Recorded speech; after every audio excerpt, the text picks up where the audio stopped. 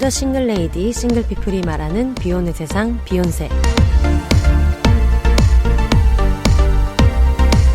안녕하세요. 저는 해방촌 비욘세입니다.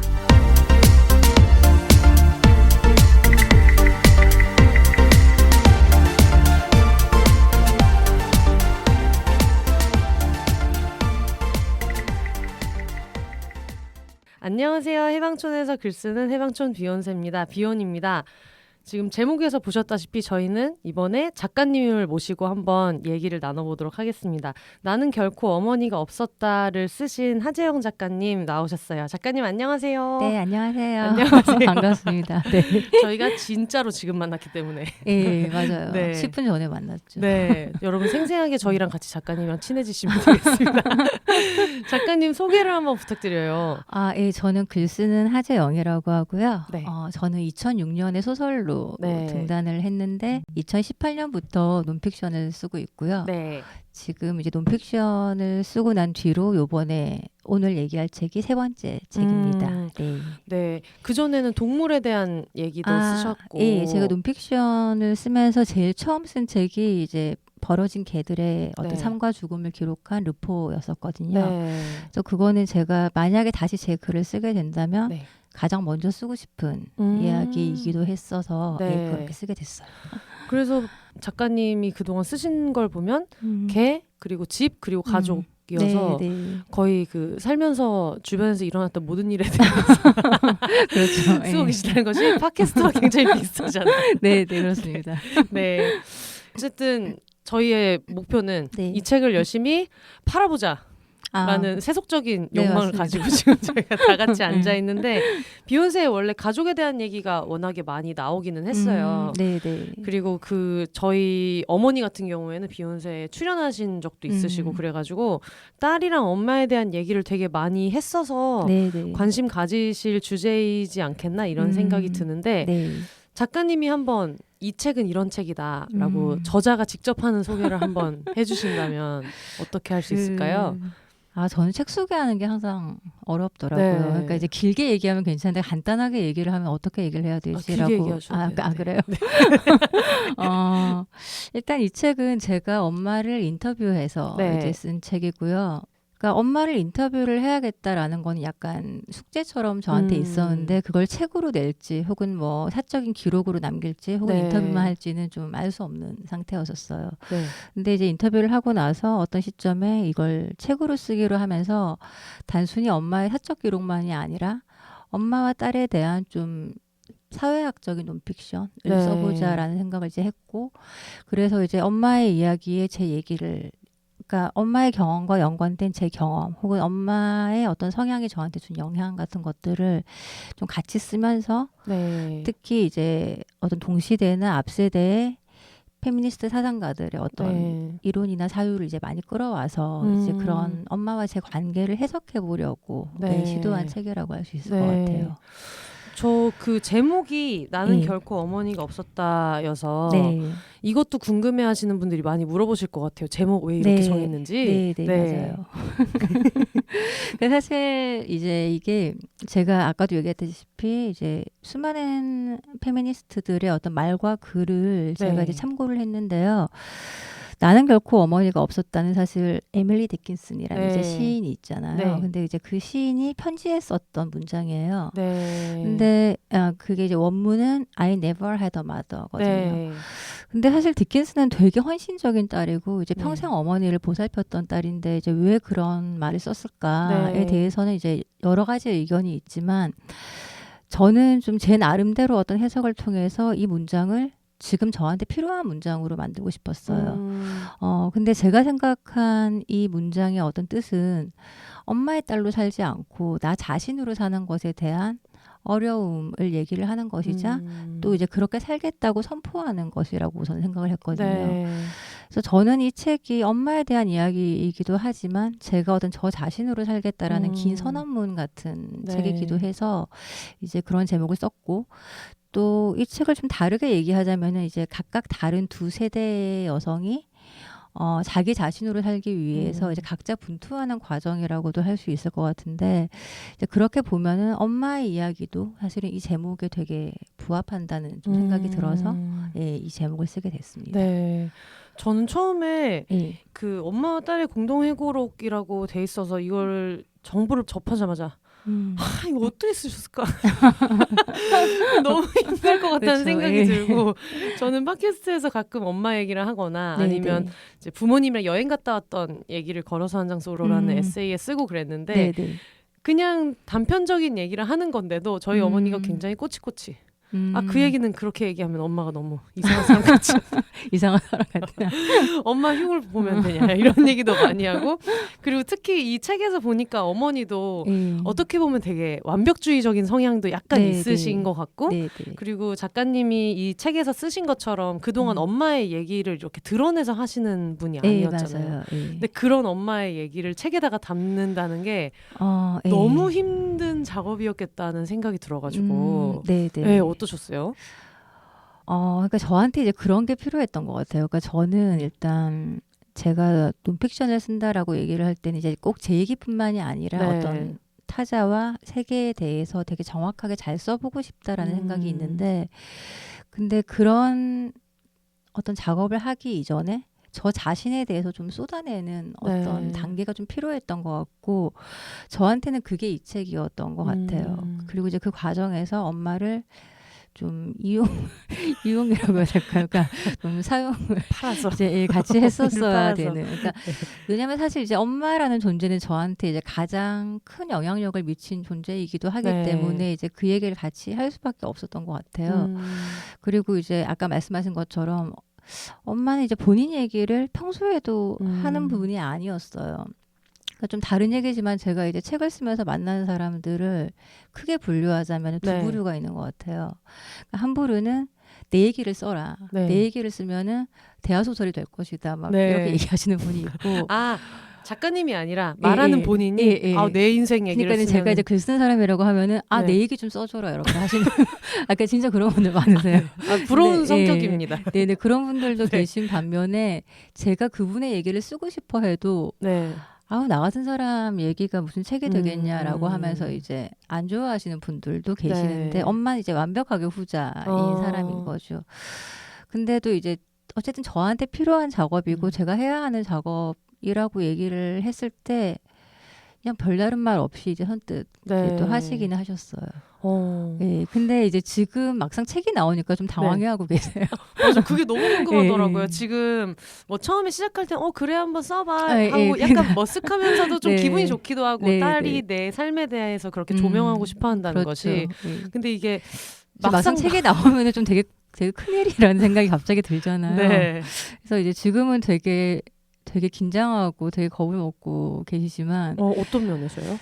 그러니까 이제 저한테 그러니까 되게 머뭇거리면서 네. 막상 책이 나오니까라고 한 다음에 되게 머뭇거리길래 제가 아니 괜찮아 그냥 말해 이랬더니 내가 조금 더 나은 사람이었으면 좋았을 걸 이렇게 말씀하시더라고요. 여전히 그렇게 생각을 네. 하시는구나. 그래서 저는 그런 것도 아까 엄마가 좀 완벽주의적인 성향이 있는 것 같다고 하셨는데 네. 그러니까 저한테 되게 엄격하고 제가 더 나은 사람이 되기를 많이 요구를 하셨는데 저는 그게 저한테만 그랬던 게 아니라 엄마는 자기 자신에게도 그런 사람이구나라는 네. 생각이 또 한번 들더라고요. 네. 저희 어머니랑 작가님 어머니랑 이렇게 말씀드리면 좀 실례일지도 모르지만 저는 비슷한 부분이 되게 많다고 생각을 했었거든요. 네. 저희 어머니도 어릴 때는 집이 엄청나게 막 잘 살아서 집에서 일하는 분들도 굉장히 많았고 네.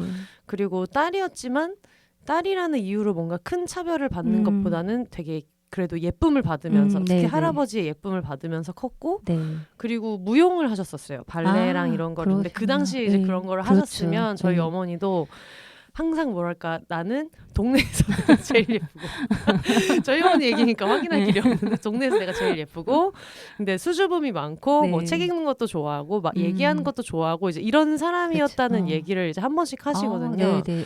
저희 어머니랑 좀 비슷한 면이 있으신 네. 것 같아요. 근데 그래서 그런지 그냥 갑자기 너무 점프하는 이야기 같긴 하지만 제가 엄마한테 물어봤었어요. 보통 본인이 발레를 했으면 딸도 발레를 한번 시켜보고 싶어 하거나 왜 그런 튀티를 한번 입혀보고 싶은 게 로망인 분들도 있고 그럴 수도 있죠. 근데 왜 나한테는 그런 얘기를 안 했냐 그랬더니 어머니가 너가 옷자달이어서 안 돼서 안 시켰다는 게 그거를 알아. 네. 그러니까 그런 것부터 보게 되는 것 같아요. 그래서 네. 처음에는 어릴 때는 저도 그냥 어떤 몸에 대한 생각이 특히 20대일 때 30대일 때 계속해서 바뀌어가잖아요. 맞아요. 그 전에는 당연히 받아들였어요. 그 얘기를. 음. 아 그렇지. 이게 다리가 곧아야 되고 체형적인 그런 조건이라는 게 있으니까 네. 엄마는 보자마자 그렇게 생각을 한 게 당연하지라고 생각을 했다가 그 어린애의 다리를 보면서 얘는 그러니까. 발레에 적합하지 그러니까요. 그 생각을 턴아웃을 했었거든요. 못하겠구나 이렇게 생각하셨겠죠. 그래서 그 작가님의 어머니가 이제 그리고 또 발레라는 그 무용 자체가 너무 부위별로 그 모든 것이 어떤 춤의 소재가 되는 거다 보니까 그걸 읽을 때 저희 어머니 생각이 스치더라고요. 진짜. 네. 그러게 저도 이제 10대 내내 발레를 했었는데요. 네. 그렇죠. 그러니까 그 모든 게 자산인 거죠. 그러니까 다리 모양이 어떻게 생겼는지가 사실 그런 거는 타고나는 건데 네. 그거를 연습을 통해서도 획득할 수 없는 사람이 있는가 하면 그냥 와서 하면은 그날 바로 되는 사람이 있는 거기도 하고 또 그거 외에도 이제 외적으로 일단 아름다워야 한다는 거. 그러니까 뭐 키도 크고 뭐 팔다리도 길고 얼굴도 작고 뭐 이제 그런 것들에 대해서 저도 10대 때는 되게 좀 제가 되게 적합하지 않다는 거에 대해서 좀 많이 강박을 느꼈던 것 같아요. 그래서 이 책을 읽으면서도 느꼈던 게 어머니가 되게 사랑할 만한 존재인 동시에 너무 미워할 법한 존재이기도 한 거예요. 너무 치열하고 이 모녀가. 그래서 어릴 때 기억에 남는 우리 엄마 진짜 쉽지 않은 분이었다. 특히 나한테 라고 느꼈던 게 되게 많았을 것 같은데 어때요? 엄마가 저한테 어릴 때 제일 많이 했던 말이 창피한 것도 모르냐 이런 말을 되게 많이 했던 것 같아요. 그러니까 근데 그게 되게 별게 아니라 제가 이제 다리를 살짝 벌리고 앉아 있을 수 있잖아요. 애들은. 근데 이제 그럴 때도 창피한 줄 모르냐. 그리고 제가 뭐 길거리에서 이제 과자 같은 거 이제 먹고 있으면 너는 창피한 것도 모르냐. 제가 뭐 이렇게 뭐 밥을 먹다가 막 흘리거나 약간 좀 쩝쩝거리는 소리를 내면 넌 창피한 것도 모르냐. 이제 그러니까 약간 제 어떤 태도랄까 모든 어떤 그런 게 엄마한테는 이제 그러니까 좀 엄마한테는 항상 약간 부족해 보이고 더 뭔가 더 완벽해져야 되는 그러니까 그게 뭐 꼭 큰 거 뭐 그러니까 되게 뭔가를 잘하고 이런 게 아니라 되게 사소한 그런 어떤 일상의 태도 하나하나가 저는 엄마 앞에서는 항상 조심스럽고 또 어떤 엄마의 기준에 제가 좀 영원히 미치지 못할 것 같은 좀 그런 기분을 많이 느꼈던 것 같아요. 육아일기 보면서 이 작은 애를 보면서 너는 평범한 애고 평범하게 커야 된다라는 취지의 얘기를 이제 쓰신 내용이 있잖아요. 그래서 그걸 보면서 이게 이렇게 그냥 막연히 생각할 수는 있는데 이걸 이렇게 글로 쓰실 정도로 그거에 대한 생각이 되게 확고하셨구나라는 게 그걸 처음에 보셨을 때 어떤 느낌이셨을까 싶더라고요, 작가님이. 그러게요. 그러니까 제가 육아일기를 되게 어릴 때 딱 한 번 엄마가 이제 보여줘서 본 적이 있었는데 다른 건 다 기억이 안 나고 그 말만 기억에 남는 걸 보면은 제가 그 말에 되게 반감을 느꼈던 거는 맞는 것 같아요. 그리고 근데 그러면은 엄마가 생각하는 평범성은 뭐냐를 생각을 해보면은 사실 저희 엄마는 이제 50년대 생이지만 이제 대학까지 나와서 고등교육을 받고 어쨌든 결혼하기 전에는 성차별이나 이런 것도 이제 거의 집안에서 못 느끼면서 자라고 근데 저희 엄마는 그걸 평범하다고 생각을 하시는 거예요. 그러니까 자기 세대에서 대학을 가고 이제 그런 여자들이 많지 않은데도 불구하고 내 주변에는 다 그런 사람들밖에 없었고 그게 평범함이라고 생각을 하는 거예요. 그러니까 중산층 계급에 있는 것이라든지 고등교육을 받는 것이라든지 어떻게 보면 되게 특혜일 수 있는 것도 본인이 살아온 것은 평범하고 그리고 제가 어떤 모나거나 튀어나오거나 누군가랑 어떤 불화하지 않고 딱 엄마가 생각하는 그 정도 수준을 유지하면서 사는 걸 평범성이라고 생각을 하셨던 것 같고 저는 그 말이 좀 받아들일 수 없는 그러니까 그 나이 때는 그리고 지금도 여전히 그 말에 약간 반감을 가지고 있는 좀 그런 건 것 같아요. 저는 그걸 듣는 와중에 좀 약간 느닷없을 수 있지만 역시 작년은 육아일기가 있구나. 맞아요. 그럴 수도 있어요. 저는 맞아요. 처녀거든요. 그러니까 저희 아. 집이랑 약간 비슷하다는 느낌을 많이 받은 게 저희 음. 아버지는 그야말로 집에서 말하는 장손이고 그리고 딸 둘이 있는 이제 집이었어요. 네네네. 그래가지고 저도 이 중간에 책에서 그 동생 재경 씨에 네. 대한 얘기가 나오잖아요. 네. 그래가지고 나는 여자로 태어났지만 그래도 할아버지는 내 탄생을 네. 되게 좋아하셨고 네. 근데 둘째는 그런 거조차 둘째까지 딸이야 막 이렇게 되니까. 그러니까 새로움조차 예, 없고 이 그쵸. 집안에 처음 태어난 아이라는 것도 없고 그래서 그런 이야기를 보면서 저 혼자 거기서 너무 빵 터져서 그래도 나중에 이거 봐 내가 육아일기가 있을 때 알아봤다. 작가님이 작년에 그렇죠. 맞아요. 생각을 생각해보니까 제 했는데. 동생은 없네요. 그것도. 네. 그래서 그걸 보고도 엄청 많이 웃으면서 중간중간에 저 혼자 웃었던 어떤 포인트들이 있거든요. 예를 들면 근데 이 책이 보면서 웃을 책은 아니에요. 그러니까 저 보면서 여기에서 웃었다는 거를 작가님은 절대로 모르실 거라고 생각했던 포인트들이 몇 군데가 있는데 예를 들면 나중에 작가님이 이제 아프셔가지고 네. 어머니가 오셔서 요리도 해주시고 했을 네. 때 그 반찬을 먹는 걸 일일이 네, 여전히 맞아요. 얘기하시는 거 그게 제가 맨날 친구들이랑 자주 얘기하거든요. 저희 네. 엄마는 멸치가 있으면 내가 방금 멸치를 먹었는데 멸치 좀 먹어라. 맞아요. 맞아요. 그러니까 지금 멸치를 씹고 있는데 멸치 좀 먹어라 이렇게 하면서. 멸치는 뼈를 튼튼하게 해준다. 맞아요. 칼슘이 많다 이런 얘기하시고. 부추는 피를 맑게 해준다. 이런 얘기. 맞아요. 그런 정보를 되게 잘 알고 계시더라고요. 그런 같은 정보를 30 몇 년 동안 얘기하고 있고 그리고 나도 이제 내년에 40인데도 찌개를 먹으면은 찌개를 그렇게 많이 먹으면 국물을 많이 먹으면 짜다. 국물을 많이 먹으면은 나트륨을 많이 섭취하게 되기 때문에 뭐 이런 얘기 하시지 않아요? 너무 40인데 그런 얘기를 하셔서 그런 것도 되게 비슷하다라고 생각이 들었어요. 이상한 포인트에서 지금 그렇죠. 근데 엄마는 정말 여전히 똑같구나라고 네. 생각을 하고 제가 예전 같았으면 벌써 막 신경질을 내고 네. 밥 먹는데 이제 좀 잔소리 좀 하지 말라고 이제 할 일을 제가 하지 않는 거. 그냥 가만히 그냥 있고 그냥 그냥 이렇게 하는 거에 저 혼자 되게 뿌듯했어요. 저는. 진짜 큰일이거든요. 그거는. 어른이 된 것 같았어요. 네. 제가 아직 거기까지 가지 못해가지고 그렇죠. 한 번씩 그런 얘기를 하면 제발 좀 좀 그만 좀 할 때가 있어서 그래서 그것도 신기하더라고요. 작가님 보면서 이거 책 외적인 얘기지만 어떻게 이렇게 부모님이랑 편지를 주고받고 전화를 그렇게 전화통을 붙들고 하시고 어떻게 이렇게 친하게 지내시는가.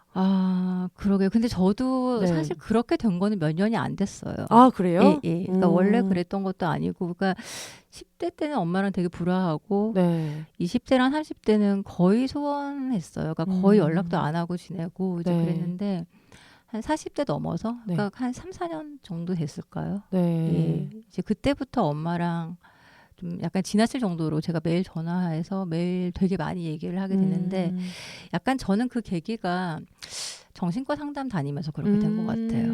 그러니까 제가 어느 순간에 이제 좀 어떤 문제점이랄까 위험성이랄까 약간 이런 걸 느끼고 이제 정신과를 다니게 됐는데 정신과를 다니면서부터 엄마한테 그렇게 제가 어떻게 살아왔는지를 알려주고 싶다는 생각이 들더라고요.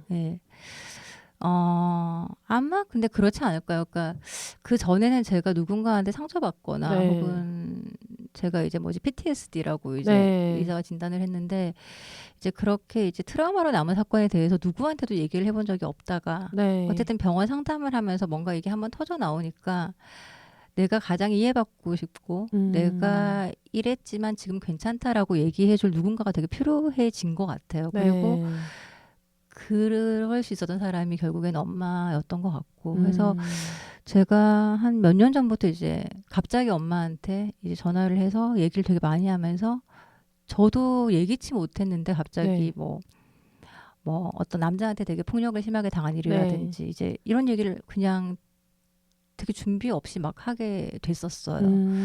근데 저도 얘기하면서 좀 아차 싶기도 하거든요. 왜냐하면 엄마가 좀 놀랬겠다라거나 혹은 어떻게 반응할까 이런 것들이 좀 걱정이 됐었는데 의외로 엄마가 되게 담담하게 듣고 사실 저희 엄마는 막 자기 자식이지만 막 되게 불쌍하게 보고 막 그런 편은 좀 아니에요. 그냥 좀 제가 이제 그런 일이 있었다고 해도 되게 힘들었을 텐데 잘 지나왔구나. 네. 장하다. 네. 이렇게 하지 막 어떻게 막 약간 좀 그러니까 막 되게 놀라거나 엄마가 되게 막 당황해하시고 막 너무 슬퍼하시고 하면은 제가 그 다음부터 얘기를 못했을 텐데 네.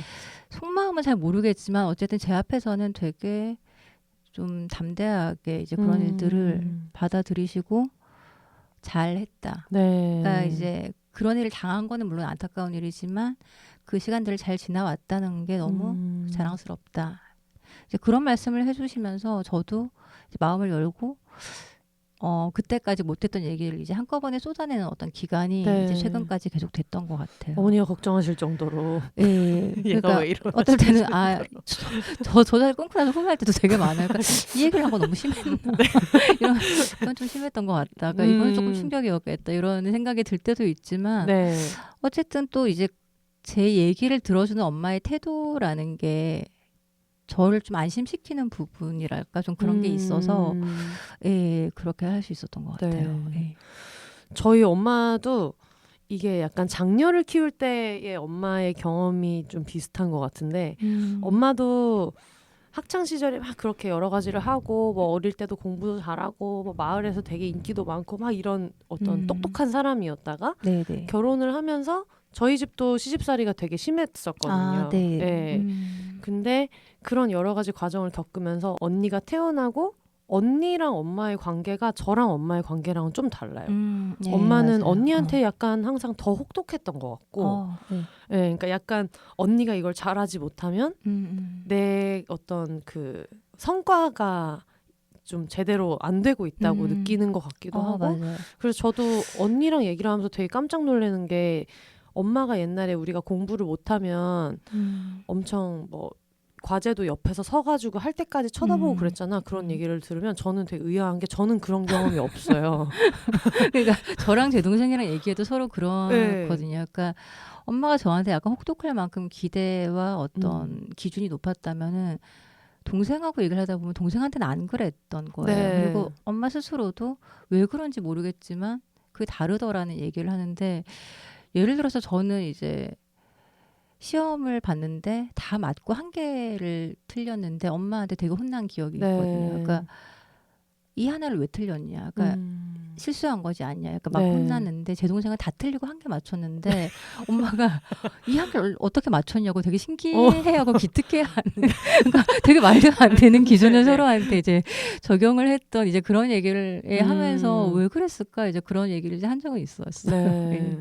그래서 보면서 저희 언니 생각도 되게 많이 나고 그러게요. 그러니까 계속해서 뭐 어떤 외모적으로 꾸미는 거나 아니면 공부를 하는 거나 그거를 계속해서 어떤 조건이 주어지면 그 안에서 그래도 난 제일 잘해야 되고 그리고 어머니도 그런 분이었잖아요. 네, 네. 본인이 스스로의 삶이 이제 어머니가 고선희님 네. 또 그런 분이었고 역사나 이런 것도 공부를 늘 잘했고 네. 그 성적 쓴 게 거의 이렇게 네, 네. 지붕을 뚫을 정도로 그렇게 잘했는데 나한테 어떻게 보면 그냥 과제나 지금 내 앞에 있는 당분간 내가 어떤 케어해야 할 존재가 나타났을 때 여기서도 내가 맞아요. 진짜 성과를 잘 내야지. 그렇죠. 그게 엄마의 성취와 연관된 부분이었지 않았을까. 특히 첫아이의 어떤 성취라는 게 그렇지 않았을까라는 생각도 드네요. 네. 네.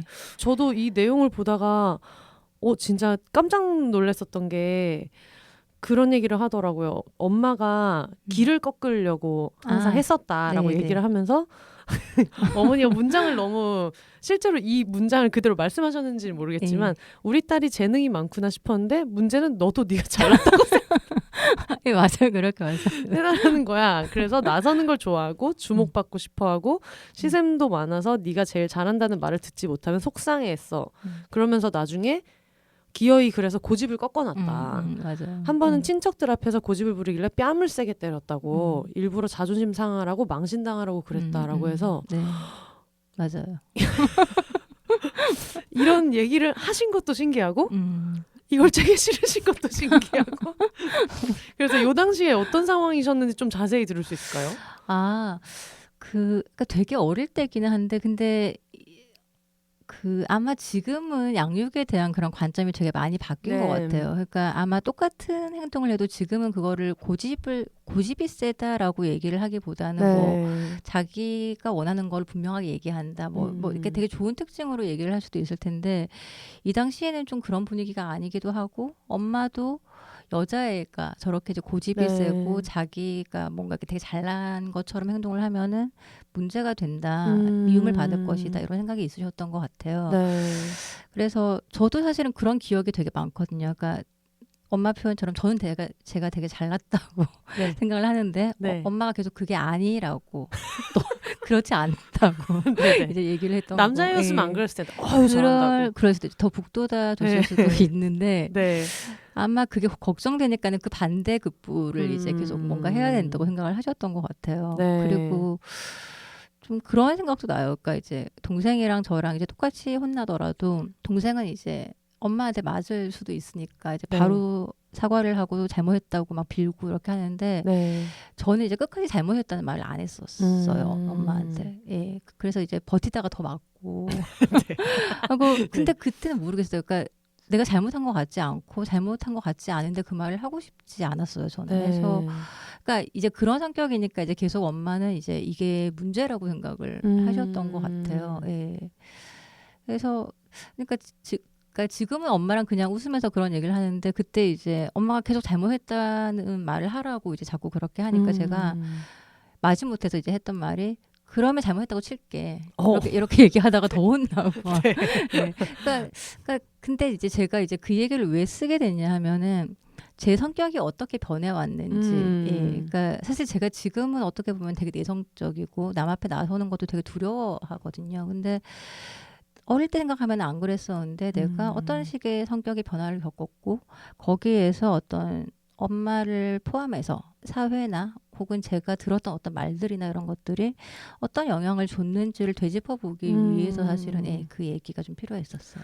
저는 이 부분을 읽을 때 나중에 이걸 이제 전체적으로 책을 2번을 읽었었는데 어머니가 이런 얘기를 하시잖아요. 결혼한 지 7, 8년 됐을 때 처음으로 결심을 했는데 그 전까지는 주어진 상황에서 해야 하는 일만 했는데 결심이 포기하자는 거랑 이야기하는 거랑 기대하는 걸 포기하자라고 결심을 했다 이 얘기를 하시는 걸 들으면서 그래서 그때 그렇게 못하는 걸 걱정하고 기가 센 걸 걱정하고 했던 게 스스로가 너무 그렇게 강인한 사람이어서 결혼 생활을 하면서 자기 안에서 너무 괴로움이 많으니까 아 이게 여자의 삶에서는 이렇게 고집이 있고 강인하고 자기 주관이 있는 게 어떻게 보면 되게 고통스럽구나를 알아서 그 당시에는 그렇게 했겠다는 게 되게 제 나름대로 독자 입장에서는 퍼즐처럼 느껴지는 부분들이 있었거든요. 그러니까 저도 이제 시간이 지나서 그렇게 생각을 해요. 그러니까 또 책을 쓰면서 또 한 번 생각하게 됐고 그러니까 처음에는 내 성격이 왜 이렇게 변했을까? 나는 원래 되게 자신감도 있고 뭐든지 내가 잘할 수 있다고 믿는 사람이었는데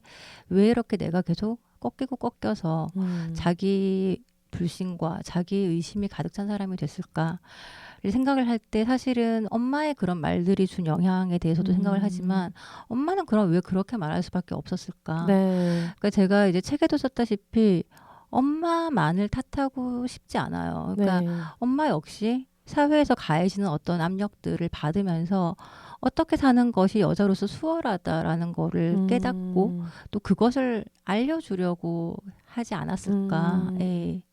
그래서 사실은 그거는 엄마의 문제라기보다는 그 시대와 사회가 요구하는 여성상의 문제였지 않을까라는 생각을 책을 쓰면서 하게 됐어요. 저희 엄마도 맨날 튀고 이러는 거 하지 말라고 그러고 근데 되게 그런 말을 들으신 분 같지 않은데 너무 회색머리라고 그러니까 어떻게 저 색깔을 하고 안 튈 수가 있어요. 지금 작가님이 제가 튀지 말라는 얘기를 듣고 살았다 그럴 때 갑자기 시선이 제 머리로 옮겨갔어요. 맞아요. 너무 흰머리를 하고 앉아있는. 저도 그래서 저희 엄마도 발레를 하셨다 보니까 그런 얘기를 되게 많이 듣게 되거든요. 저희 엄마 쪽 사촌 언니가 발레를 또 했었어요. 근데 어느 정도 이제 나이가 계속 들어가면서 군무에서 일렬로 섰을 때 신장 차이가 그렇죠. 이제 나기 시작하면서 발레가 좀 그런 무용이잖아요. 전부 다 그렇지는 않지만 그래서 이제 그런 얘기를 엄마가 막 덤덤하게 받아들이고 이런 얘기를 보면서 그냥 그때는 그런 생각도 했거든요. 그냥 신장 차이가 나더라도 너가 할 수 있는 게 있을 거다라고 좀 말해주지라는 생각도 하고 그랬는데 어떻게 보면 엄마는 이제 그런 한계를 너무 알았던 입장에서 차라리 맞아요. 한계를 가르치는 게 이 여자의 삶에 더 나을 수도 있다고 생각했을 수도 있겠다는 생각을 했었거든요. 맞아요. 그러니까 네. 상처받기 전에 그러니까 다른 곳에서 상처받기 전에 네가 그거를 했을 때 왜 안 될 것인지를 먼저 얘기를 해주는 방식이 돼버렸다는 게 좀 약간 서글프기도 하면서 이해가 또 되기도 하죠. 네. 특히 이제 다른 무용보다 발레가 특히 이제 일단은 뭐지 클래식이잖아요. 완전히 클래식이고 이거는 어떤 자유로움이랄까 약간 그런 식의 표현보다는 사실은 정해진 거를 정확하게 잘 해내는 것. 네. 그러니까 그런 테크닉들이나 어떤 기본이나 이런 것들 모든 걸 다 정확하게 하는 것에 되게 초점이 맞춰져 있기 때문에 네. 사실은 뚱뚱해도 잘할 수 있잖아. 이런 게 뭐 모르겠어요. 어떤 댄스에서는 그런 게 용납이 될 수도 있겠지만 발레에서는 사실 그런 것들 용납해주지 않기도 하고 네. 그러니까 모든 게 정형화된 좀 세계이기 때문에 그러니까 좀 이렇게 얘기하면 조금 비한가요? 그 세계에 대한. 근데 어쨌든 되게 정형화된 아름다움 같은 것이 저는 발레의 좀 특징적인 부분이라고 생각을 하거든요. 예. 그래서 아마 더 어머니도 그렇고 이제 저도 그렇고 이제 그런 세계에 있었던 사람이 가질 수밖에 없는 그런 관념이 또 있는 것 같아요.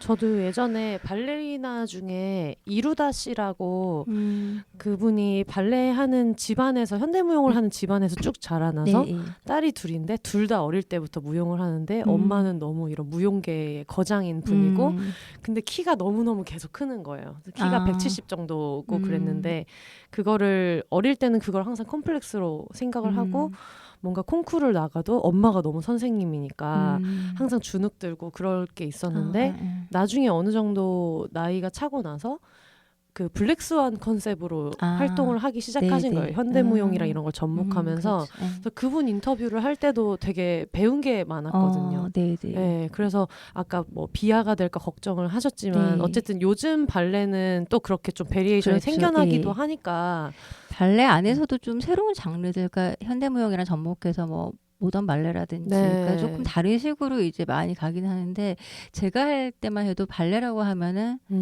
딱 한 가지 이제 옛날부터 해왔던 클래식 발레 뭐 작품들도 다 정해져 있잖아요. 뭐 지젤, 백조의 호수 뭐 이런 것들이 다 이제 정해져 있어서 딱 그 캐릭터에 또 맞아야 되고 그러니까 항상 그런 걸 그러니까 저는 이제 그런 어쨌든 강박 안에서 좀 살았던 것 같아요. 그런 얘기들을 포함해서 보통 저희가 페미니즘을 처음에 접하고 그럴 때도 친구들이랑 이런저런 얘기를 하면서 막 배우기도 하고 책 읽으면서 배울 때 사실 제일 먼저 엄마를 미워하고 한심해하고 그렇게 하게 되기 정말 쉽다는 생각이 들거든요. 엄마가 나를 그렇게 키웠어. 얘기하신 대로 작가님은 굉장히 좋은 케이스라는 생각이 드는 게 정신과 상담을 하고 어머니와 대화를 더 많이 하게 되는 경우를 전 처음 들었어요. 아 정말요? 다른 딸들은 모든 문제의 원인을 엄마에게 찾고 그때 엄마가 이렇게 말했기 때문에 내 이 모난 성격은 우리 엄마가 만들었다. 우리 엄마가 페미니즘에 대해서 전혀 모르는 사람이라 지금 내 안에 이런 고통이 있고 그러면서 이제 어머니를 끊어내셔야 된다. 그렇죠. 정신의학에서는 사실 어머니를 이제 문제의 원인으로 많이 지목을 하니까요. 그리고 사실 그게 뭐 일부 틀린 말도 아니지만 거기에서 멈추지 않기로 하는 게 되게 용기가 필요한 일이고 에너지가 많이 드는 일이잖아요. 그렇죠. 그러니까 저는 이제 제 담당 정신과 선생님이 남자분이신데 그분이랑 얘기할 때 저는 제일 많이 싸우는 것 같아요. 그러니까 저는 사실 누구랑도 안 싸우, 남편이랑도 안 싸우는데 정신과 선생님만 만나면 싸우거든요. 그러니까 저는 그분 말에 동의하지 않고 그분은 이제 계속 제 말에 반박하고 저는 그분 말에 반박하고 이제 하는데 화병을 얻어올 수 있는. 근데 되게 쾌감이 있어요. 왜냐하면은 사실 의사라는 사람들은 되게 권위를 가지고 있고 우리가 그 권위에 되게 짓눌리기가 쉽고 특히 이제 정신과적인 문제에서는 더 그럴 수가 있는데 제가 만약에 페미니즘이나 어떤 그런 책을 읽지 않은 사람이라면은 되게 쉽게 수긍했을 것 같아요. 만약에 어떤 정신의학에서 어떤 문제의 가장 큰 원인으로 엄마를 지목할 때 사실 그걸 수긍하기가 되게 쉽잖아요. 아 맞아라고 생각하기가 되게 쉽지만 저는 제가 책에도 썼다시피 엄마를 문제의 원인으로 지목하는 것은 너무 쉽기 때문에 난 네. 더더욱 그거를 수용할 수가 없다. 우리가 만약에 이 문제를 확장해서 이 사회가 어떤 여성상을 요구했는지를 알고 또 엄마 역시 그런 여성상을 요구받은 여성 중에 한 명이라고 생각을 한다면은 어떻게 그렇게 쉽게 얘기를 할 수가 있겠냐는 네. 이런 식의 얘기로 맨날 의사랑 싸우거든요. 예, 근데 제 생각에는 그런 것 같아요. 그러니까 제가 저한테 상담이 물론 필요한 정신과 상담이 필요한 일이기도 했지만 또 동시에 제가 어떤 거기에만 갇히지 않는 좀 새로운 어떤 여성들의 목소리를 그래도 같이 듣고 있고 흡수하려고 노력하는 사람이기 때문에 네. 그래도 제가 좀 균형을 잡을 수 있지 않았을까. 또 엄마에 대해서 이야기를 할 때 좀 그런 애증이나 어떤 엄마에 대한 판단을 좀 제외하고 최대한 얘기를 하려는 노력도 이제 그래서 할 수 있지 않았을까. 그런 생각이 듭니다. 근데 작가님도 그런 과정이 있었을까요?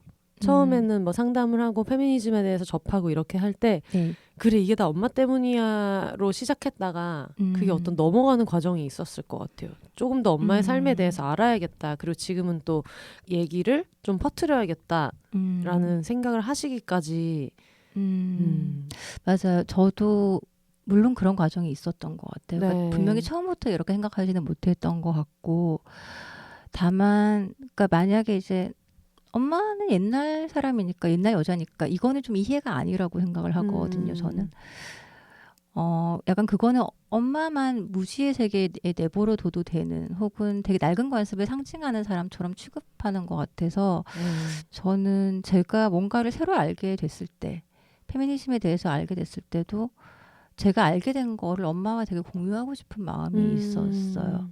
그리고 다행히 이제 엄마는 좀 그런 면에서 되게 열려 있는 분이에요. 그러니까 제가 사실 이번 책을 쓰면서 되게 좋았던 것 중에 하나는 엄마한테 이제 그렇게 얘기를 했어요. 내가 이제 엄마에 대한 얘기를 쓸 건데 이 책은 페미니즘 책이기도 하다. 네. 근데 사실 엄마는 페미니즘이 조금 낯선 사상일 수도 있잖아요. 네. 왜냐하면 엄마 세대만 해도 왜 그거를 여성 우월주의자들 막 약간 이런 식으로 좀 남성 생각을 혐오자들이 하는 하는 남성 거다. 혐오자들 그리고 또 요즘도 미디어에서 이제 그런 식으로 그쵸. 되게 납작하게 얘기를 하는 경우들을 많이 보잖아요. 그러니까 엄마가 만약에 그런 책을 읽지 않은 사람이라면 사실 충분히 그렇게 생각을 할 수 있는 거기는 한데 제가 이제 이 책은 엄마에 대한 책이기도 하지만 페미니즘 책으로 나는 쓸 것이다. 엄마는 페미니즘에 이용을 당할 것이다. 이제 엄마의 이야기는 거기에 이용을 당하는 도구일 뿐이다. 라고 얘기를 해서 그냥 괜찮아 하고 이제 저한테 근데 나도 그게 뭔지 좀 알고 싶은데 책을 좀 추천을 해줄 수 있겠냐 페미니즘 책을 추천을 해줄 수 있겠냐 나도 사실은 TV에서 뭐 이렇게 얘기할 때 그게 뭐 어떤 성별 사이에 어떤 갈등을 막 조장하는 게 아닌가 좀 사이좋게 지내면 이런 생각을 나도 솔직히 했었는데 내가 읽어볼 만한 책이 있으면 추천을 해달라고 알고 싶다고 그러니까 네가 쓰려는 게 뭔지 알고 싶다라고 얘기를 해서 제가 책을 추천을 해드리고 나중에는 거기에 대해서 같이 얘기를 어쨌든 생각의 차이가 없진 않지만 그래도 같이 얘기를 할 수 있는 좀 그런 엄마인 게 제 어떤 행운인 거죠. 감사하게 생각해요. 정말 고선희님이 비범하신 분이다라는 생각이 여러모로 되게 많이 들어요. 왜냐면 계속 그걸 쭉 해오면서 그냥 나는 별로 한 일이 없어라고 생각할 수도 있고 그렇게 살아온 시절이 또 있으셨을 테고 근데 나중에 친구가 나는 나이를 들어보니까 애 키우고 이런 거 빼고는 한 일이 없어라고 했을 때 어머니가 왜 우리가 한 일이 없냐라고 얘기했던 것도 그렇고 저는 그런 것도 인상 깊었어요. 그런 주방일에 대해서 어머니가 생각하는 게 계속 변화한다는 생각이 들었거든요. 처음에는 주방일이나 한다고 생각을 했다가 나중에는 이걸로 내가 집을 부양하고 있으니까 그게 굉장히 자랑스러웠다가 사모님 소리도 듣게 되고 그런 걸 보면서 어머니는 뭔가 다른 사람들이 밖에서 봤을 때는 전형적인 어떤 순종적인 여성의 삶을 사는 사람처럼 보일지 모르지만 그 안에서 계속 뭔가 자기 삶에 대해서 계속 통찰하는 분이었다는 생각이 되게 많이 들더라고요. 그게 제가 저희 엄마한테 감사하고 좋은 부분이기도 한데 사실 자유가 허락되는 상황에서 살았지 않잖아요. 상황에 보면은 일단 구속하는 시어머니가 있고 이제 일단 그 구속이라는 게 집 밖에도 못 나가게 하고 뭔가를 배우고 싶어도 못 배우게 하는 이제 그런 상황에서 근데 그런 상황에서 자기 자신에 대해서 성찰하고 네. 질문하고 계속해서 더 나아지고 싶어 하는 마음을 가지고 있어 봤자 고통스럽기만 하잖아요. 그래서 결국에는 그 마음을 포기하게 될 텐데 엄마의 얘기를 들으면서 제가 되게 좋고 또 엄마가 내가 충분히 본받을 만한 여성상이라고 생각을 했던 것은 모든 사람들이 자기를 비주체적인 상황으로 내몰고 있는데도 끝까지 그 주체성을 포기하지 않은 사람이라는 생각이 들었고 또 그게 엄마의 삶에서 뭐 되게 크게 뭐 엄마가 뭔가 어떤 활동을 해서 그런 게 드러나는 거는 아니지만 아까 얘기했던 것처럼 새로운 그런 책을 그러니까 내가 지금까지 몰랐던 여자들의 목소리를 듣고 싶어 한다거나 그런 점들이 저는 제가 너무나도 본받을 여성상으로 엄마를 생각할 수 있게 된 것 같아요. 예.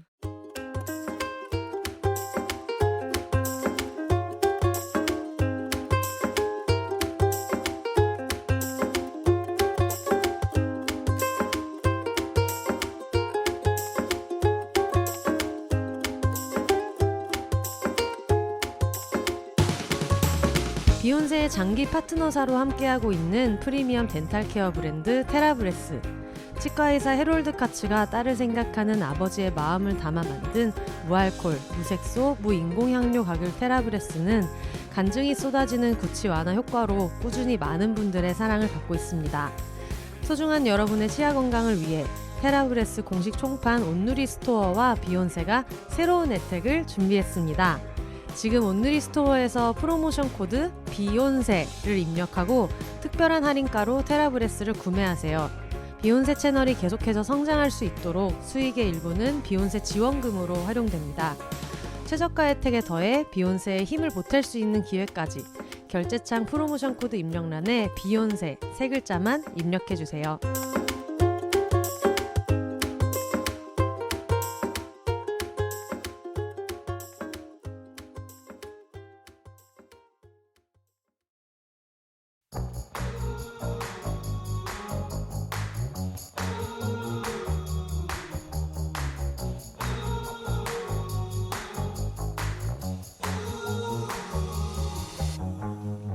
비욘세 공식 웹사이트 beyonce.com이 오픈했습니다.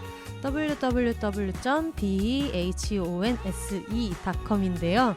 누운 채로 말로만 이겨내야지를 외치는 바로 그 티셔츠, 무기력하지만 의지 많은 타오르는 이겨내야지 맨투맨 티셔츠부터 비욘세 로고가 쾅쾅 박힌 호프집 500잔과 행 작가님의 죽도와가 일러스트와 함께 새겨진 맥주 죽도잔, 잃고 하기 좋은 비욘세 실리콘 팔찌, 양각으로 이겨내야지와 로고가 새겨진 뱅글까지 전국 어디서나 구입하실 수 있습니다. 지금 beyonce.com www.behonse.com으로 오셔서 굿즈도 구경하시고 손쉽게 사연도 보내보세요. 그럼 온라인에서도 더불어 혼자 살아요.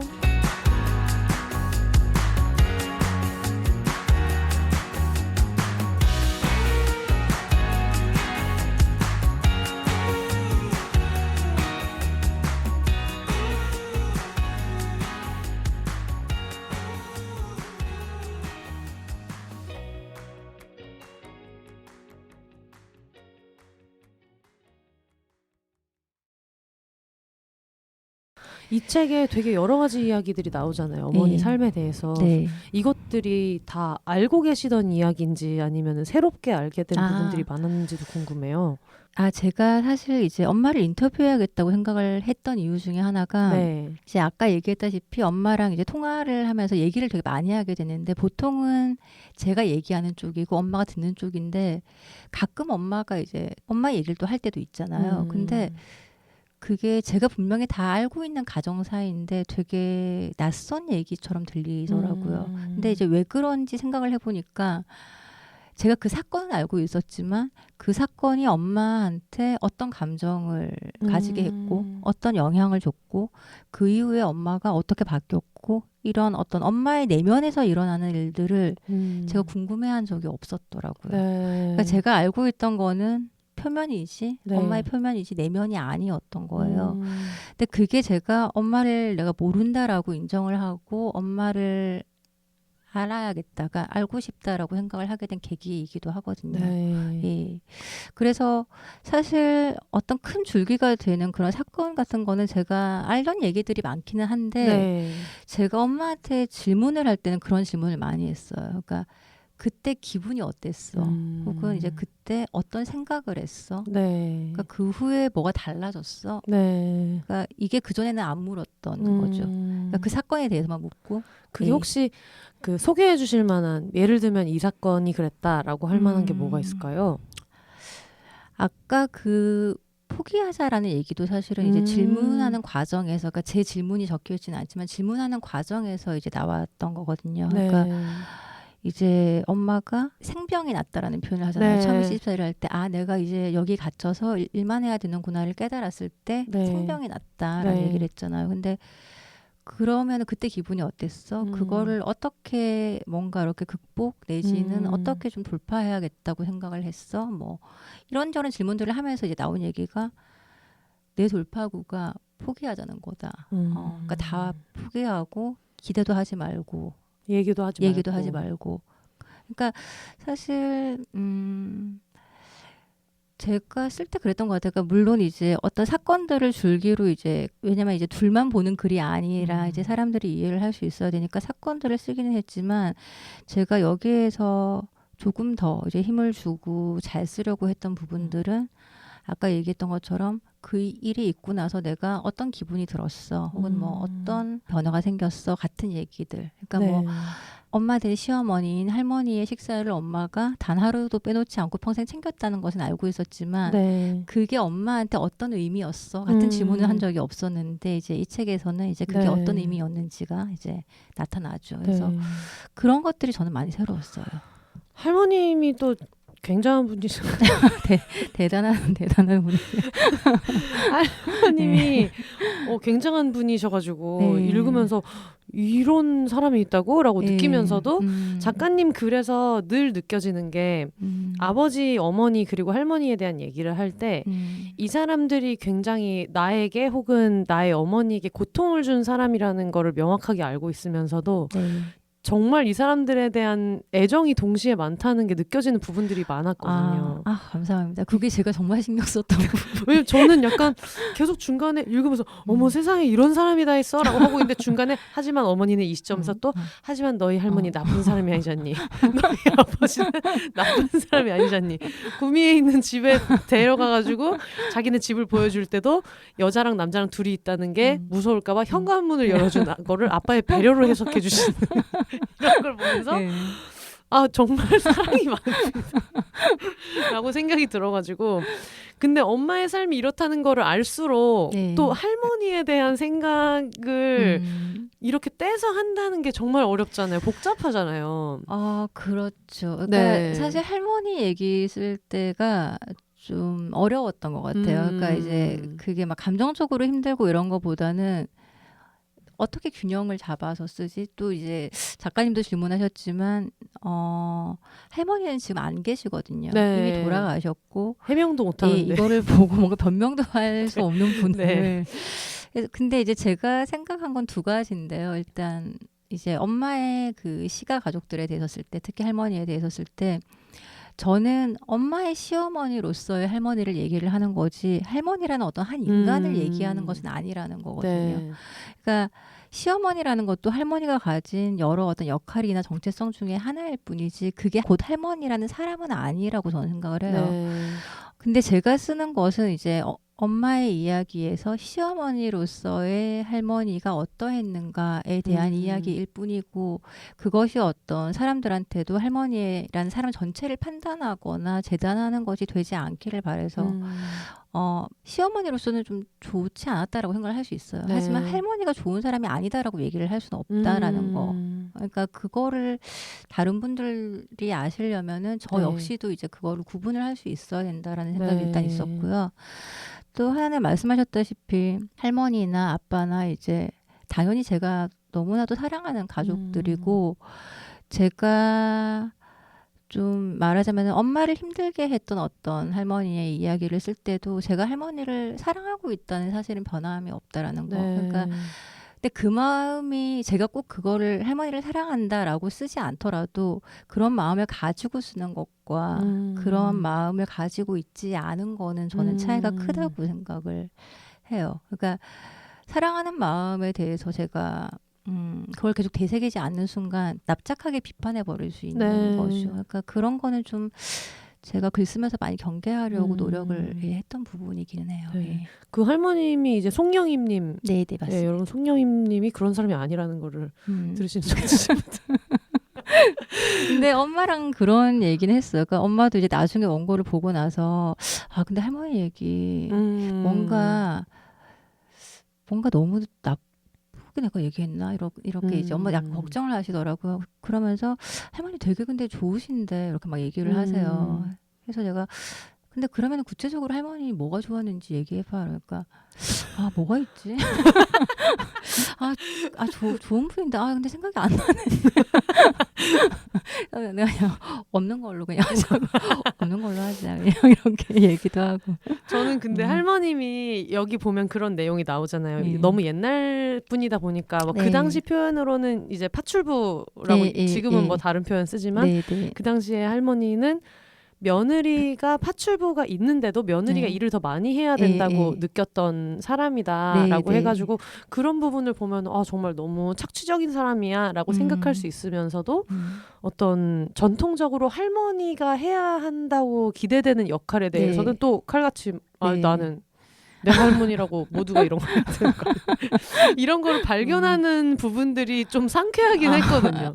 그러니까 되게 그렇죠. 사람들이 다 모순적인 면이 있는데 입체적이고. 근데 저는 할머니의 그 모순이 또 되게 그러니까 손녀로서는 되게 사랑스럽기도 해요. 그러니까 예를 들어서 엄마한테는 되게 전통적인 시어머니처럼 굴다가 이제 본인이 어머니의 역할을 해야 될 때 갑자기 난 싫다 이렇게 막 해버린다거나. 근데 그런 모순들이 저는 만약에 할머니가 이제 어떻게 보면은 그런 입체성이 좀 덜한, 그러니까 그런 모순이 없이 한결같이 헌신적이고 희생적인 사람이었다면은 제가 할머니 얘기를 편하게 못했을 것 같기는 해요. 그러니까 너무 제가 할머니를 불쌍하게만 본다거나 그러니까 어떤 글쓰기의 대상으로 아예 생각을 안 했을 것 같기도 해요. 그러니까 사실 그런 사람에 대해서는 좀 할 말이 없을 수도 있다는 생각이 드는데 사실 엄마든 할머니든 뭐 아빠든 자기 안에서 계속 충돌하는 뭔가를 가지고 있는 사람들이었기 때문에 저는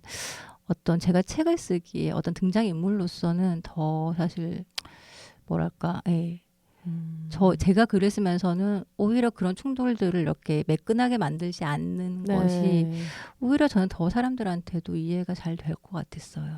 그래서 실제로 저도 처음에 이 책에 대한 그냥 이렇게 간략한 정보만 봤을 때는 딸들이 굉장히 많이 이야기하는 고생했던 우리 엄마 뭐 이런 느낌일 수도 있겠다라는 생각을 했다가 이게 굉장한 편견이다라는 걸 느꼈던 게 사실 그런 얘기들은 좀 필요하잖아요. 특히 우리가 어떤 일부 한국 남성 작가들의 작품 중에서 불쌍한 우리 엄마라는 생각이 너무 절여져 있는 걸 볼 때 느끼는 피로감 있잖아요.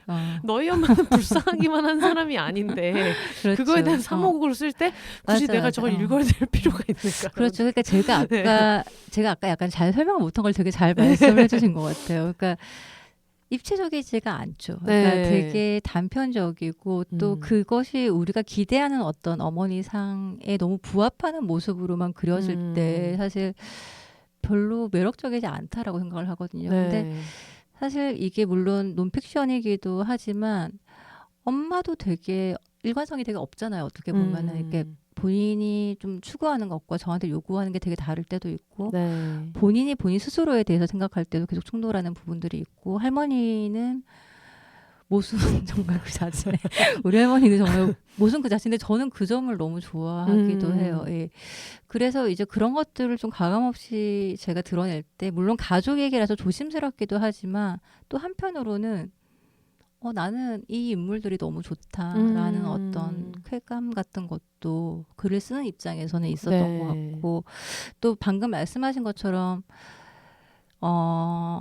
제가 사실 이 책을 쓸 때 이제 제일 중요하게 생각했던 걸 방금 말씀해 주신 것 같아요. 그러니까 저는 왜 노년 여성들, 그러니까 지금 저희 엄마 나이 때 여성이나 혹은 그 할머니 때의 여성들이 너무 천편일률적으로 좀 음. 소비되지 않나? 매체 같은 데서도 네.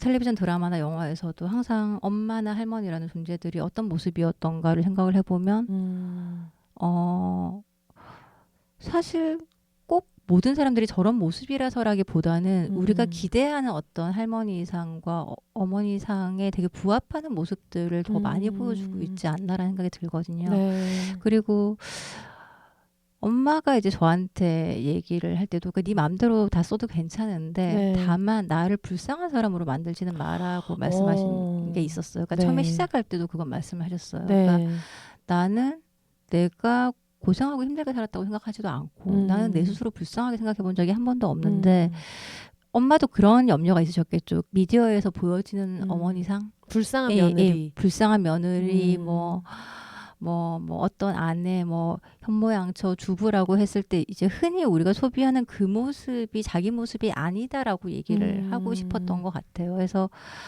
엄마가 저한테 요구한 건 딱 하나였어요. 절대 사람 불쌍하게 만들지 마라. 예. 그리고 그거는 저도 너무너무 동의하는 부분이었고요. 네.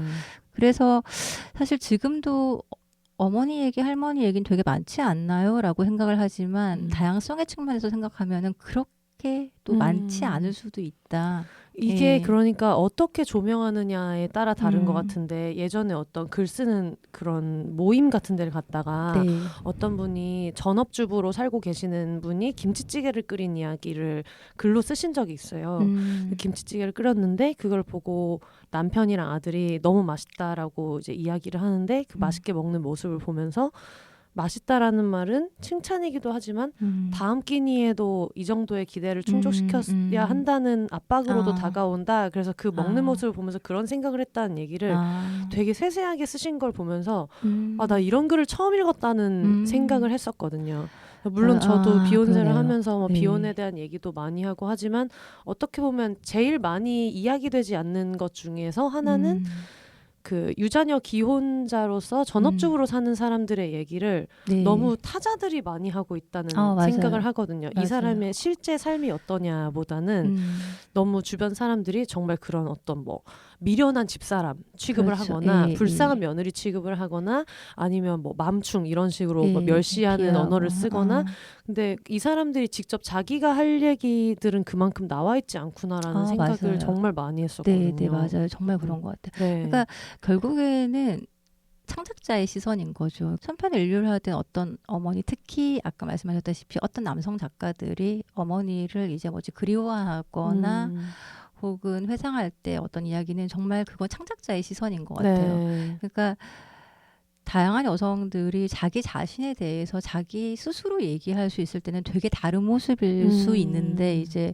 우리가 그런 목소리를 좀 많이 못 들은 게 아닌가라는 생각이 좀 들기는 해요. 예. 그래서 실제로 그 시어머니 송영임님 얘기는 되게 많은데 예. 어머니의 어머니인 채무식님 네, 얘기는 되게 많이 없고 어머니도 네. 실제로 그 얘기를 하잖아요. 엄마에 대한 기억이 별로 없고 왜냐하면 결혼한 다음부터는 시어머니와 살았던 네. 시간들이 훨씬 더 많다 보니까 정작 내 어머니에 대해서 잘 모른다 네. 얘기한 것도 마음이 엄청 오래 남더라고요.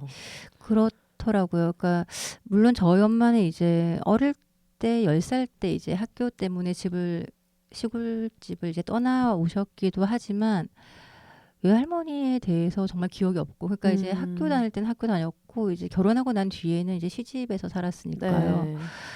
그리고 외할머니가 집에 오실 수도 없죠. 왜냐면은 시어머니랑 같이 살고 있으니까 한 번도 오신 적이 딱 2번 오신 적이 있는데 네. 그게 이제 시집살이 하기 전에 저희 낳았을 때 산바라지 해주러 딱 2번 오고 한 번도 네. 집에 와보신 적이 없다고 하시더라고요. 그리고 또 엄마도 시집살이를 하면서 명절 때도 사실은 가기가 네. 힘들다 보니까 이제 이 집에서 맏며느리고 이제 해야 될 일이 많고 그래서 이제 갈 수가 없다 보니까 엄마도 결국에는 부모님에 대해서 아는 게 없고 그 딸인 저 역시도 이제 엄마의 부모님들에 대해서 특히 엄마에 대해서는 정말 알고 있는 게 없더라고요. 그래서 겨우 생각해서 쓸 수 있었던 게 이제 책에 나오는 그 아주 단편적인 장면. 네. 제가 가끔 가면은 얼굴 쓰다듬고 손 잡고 계속 계시고 네. 그리고 뭔가 되게 절박한 눈빛으로 계속 저를 쳐다보셨는데 그러니까 모르겠어요. 왜 그런 눈빛으로 쳐다봤는지 모르겠는데 어쩌면 저는 근데 제가 엄마랑 되게 닮았거든요. 그래서 제가 집에 들어갈 때마다 할머니가 저를 엄마로 착각을 하고 네. 되게 깜짝 놀라면서 이제 엄마 이름을 불러서 제가 저라고 이제 얘기를 이제 항상 했었는데 뭔가 그렇게 좀 오랫동안 같이 살지 못한 그리고 일찍 그렇게 보낸 저희 엄마가 이제 막내딸에 대한 좀 그리움이 네. 뭔가 저한테 그렇게 나타났을까라는 생각을 하고 근데 할머니랑 그러니까 외할머니랑은 어딜 간다거나 뭐 같이 얘기를 한다거나 그런 기억은 하나도 없더라고요. 그럴 저도. 것 같아요. 예, 예. 그래서 제가 이제 모계가 사실은 이 책에서 어떤 중요한 키워드이면서 사실 그게 사라져버린 얘기이기 때문에 그게 이 책의 어떤 숙명적인 한계라는 얘기를 썼는데 네. 그러니까 제가 읽고 싶은 책은 그런 것들이 기록된 어떤 우리의 엄마들의 계보가 기록된 그런 책들이 좀 더 있었으면 좋겠다는 네. 생각도 해요. 네. 저도 그 할머니 얘기를 하시는 거를 읽으면서 기억이 남는 게 저희 어머니도 그러니까 저도 이런 얘기를 할 수 있게 된 지가 얼마 안 됐어요. 저희 네. 집이 그 아버지가 엄청난 그 효도랑 이런 거에 대한 압박을 많이 느끼시는 분이고 네. 그리고 다른 사람들이 바깥에서 봤을 때도 좀 혹독한 시어머니였기 때문에 그 얘기를 왜 집안에서 얘기하면 그게 굉장히 아빠의 어떤 치부이기도 하고 그랬었던 그렇죠. 시절들이 있어서 네. 이런 얘기를 드러내고 한 것도 얼마 안 되지만 할머니께서 돌아가실 때 어머니가 너무 엉엉 우시는 거예요. 그러니까 네. 아빠랑 엄마랑 이제 할머니 임종을 저도 옆에서 이제 같이 네. 시키는데 엄마가 너무 정말 숨이 시어머니 넘어가게 돌아가셨을 때 시어머니가 돌아가시는데 그러니까요. 그걸 예. 숨이 넘어가게 막 이렇게 우시면서 뭐 옆에서 계속 엉엉 우셔가지고 옆에서 어떻게 해야 될지 모르고 네, 이제 서 있었던 네. 기억이 있고 맞아요. 근데 저희 네. 아버지는 그냥 그 할머니 손을 잡고 미안해요 이렇게만 짧게 몇 번만 얘기를 하시고 그렇게 펑펑 울고 하시지도 않더라고요. 근데 그랬더니 저희 어머니도 약간 컨트롤 프릭이에요. 약간 사람 이래라 저래라 자기 뜻대로 돼야 되는 그런 게 좀 있다 보니까 그 순간에 아빠가 미안해요밖에 얘기를 안 하는 게 엄마 너무 화가 났더라고요. 그래서 본인 어머니 손잡고 미안하다는 말만 이제 반복하는 아빠한테 당신도 뭐라고 말 좀 해! 하면서 아버지를 타박하면서 정말 너무 세상이 끝난 것처럼 우셨던 장면을 보면서 그 장면을 정말 오래 생각했거든요. 그렇게 저도. 나를 맞아요. 힘들게 하고 막 이렇게 했던 사람에 대해서 자식보다도 더 맞아요. 많이 우는 걸 보면서 어떻게 보면 엄마와 그 할머니의 서사가 좀 더 촘촘하고 치밀하고 그랬을 수도 있겠다는 생각을 했는데 예. 그걸 오래 까먹고 있다가 이 책을 보면서 예, 책에 정말 비슷한 얘기가 예. 나오니까요. 예. 그러니까 저희 엄마도 이제 친어머니가 친정 어머니가 돌아가셨을 때는 울었는지 안 울었는지 기억이 잘 안 난다고 이제 말씀을 하실 정도인데 그 할머니 그러니까 이제 시어머니의 장례식 때는 이제 저도 있고 다 있었는데 그 삼촌이랑 고모들은 이제 딸 아들들이잖아요. 근데 정말 그 누구보다도 엄마가 많이 울고 오래 울고 심하게 울고 하는 거를 그러니까 모르겠어요. 그러니까 그 당시에는 이걸 어떻게 해석해야 될까? 그러니까 본인이 그렇게 사실 평생 할머니 때문에 어떤 면에서는 좀 힘들고 고생스러웠는데 자식보다 더 많이 우는 것은 어떻게 해석해야 될까라는 생각을 저도 그때 많이 했던 것 같아요. 네. 예. 그래서 전에도 저희 엄마랑도 얘기를 하면 근데 할머니가 이런 부분은 참 좋은 사람이었어. 막 이런 이야기가 나올 때 그걸 내가 어떻게 반응해야 될까라는 생각을 했거든요. 왜냐면 맞아요. 특히 딸들은 네. 이 집안에 우리 엄마 편이 아무도 없어라는 생각을 되게 강하게 갖고 살게 되다 보니까 네. 근데 저는 이 책을 쭉 읽으면서 그게 저 안에서도 해결이 좀 안 된 부분이었던 것 같아요. 엄마가 엄마는 왜 그렇게 맨날 아빠 입장에서 이해해 주려고 해. 왜 엄마는 할머니는 그런 말을 엄마한테 해준 적이 없는데 이런 뜻으로 그러셨을 거야 같은 걸 왜 해? 엄마는 미련해. 엄마는 답답해. 엄마가 그렇게 하니까 사람들이 더 엄마를 그렇게 쉽게 그렇게 했던 거야 라고 생각을 하고 싶은데 뭔가 이게 가장 좋은 합의점, 뭐 합의점이 아니지만 이게 정답이 아니라는 거를 늘 품고 살았던 것 같아요. 그래서 네. 이게 페미니즘에 대한 이야기라고 얘기를 하셨지만 페미니즘 관련된 유명한 서적들이 되게 많잖아요. 네, 근데 네. 그걸 아무리 읽어도 한국에서 나고 자란 한국에서 그쵸. 어떤 또 차이가 있죠. 그런 이성애자 가정에서 태어나서 그런 전통적인 며느리 역할을 수행하고 있는 그리고 또 전통적인 장남 역할을 수행하고 있는 아빠 밑에서 태어나서 쭉 살아온 입장에서는 그런 책을 읽어도 약간 너무 뜬구름 잡는 이야기도 한 맞아요. 것 같고 그런 네. 생각을 되게 많이 했었는데 네. 이 책을 읽으면서 그냥 어떻게 보면 지금까지는 좀 잘난 척하고 넘겼던 것들 그렇게 살면 안 돼. 뭐 옛날 여자들처럼 살면 안 되지. 우리 엄마는 뭐 모르니까 그랬다 치고 이런 식으로 그냥 잘난 척하면서 넘겼지만 이걸로 충분하지 않다고 느꼈던 자기 안의 문제점 같은 거를 네. 되게 잘 들여다보게 됐었거든요. 네. 네. 저한테도 이 책을 쓰면서 그런 기분을 제가 느꼈던 것처럼 읽는 분들도 느껴주셨으면 좋겠다고 생각한 거를 지금 선생님이 말씀해 주셔서 너무 감사한 것 같아요. 그리고 저는 좀 그런 것 같아요. 그러니까 제가 편집자님한테도 얘기를 했는데 저는 글을 쓰는 게 왜 좋으냐고 만약에 누가 묻는다면은 제가 몰랐던 거를 알게 해서 좋은 것 같아요. 그러니까 어떤 분들은 정말 어떤 영역에 지식이 많고 되게 전문성이 있어서 내가 잘하는 분야에 대해서 쓰는 분들도 계시겠지만 저는 제가 잘 모르지만 알고 싶은 것, 잘 알고 싶은 것, 앞으로도 계속 알고 싶은 것에 대해서 쓰거든요. 그러니까 가부장제, 특히 이제 한국의 가부장제 안에서 여성들이 이제 어떤 모습이 되고 또 그 여성들이 어떤 여성들을 또 만들어가고 서로가 서로한테 어떻게 영향을 주고 하는 문제들은 제가 항상 잘 모르지만 잘 알고 싶었던 문제인 것 같아요. 근데 그래도 이 책을 다 쓴 시점에서는 이제 조금 알겠다.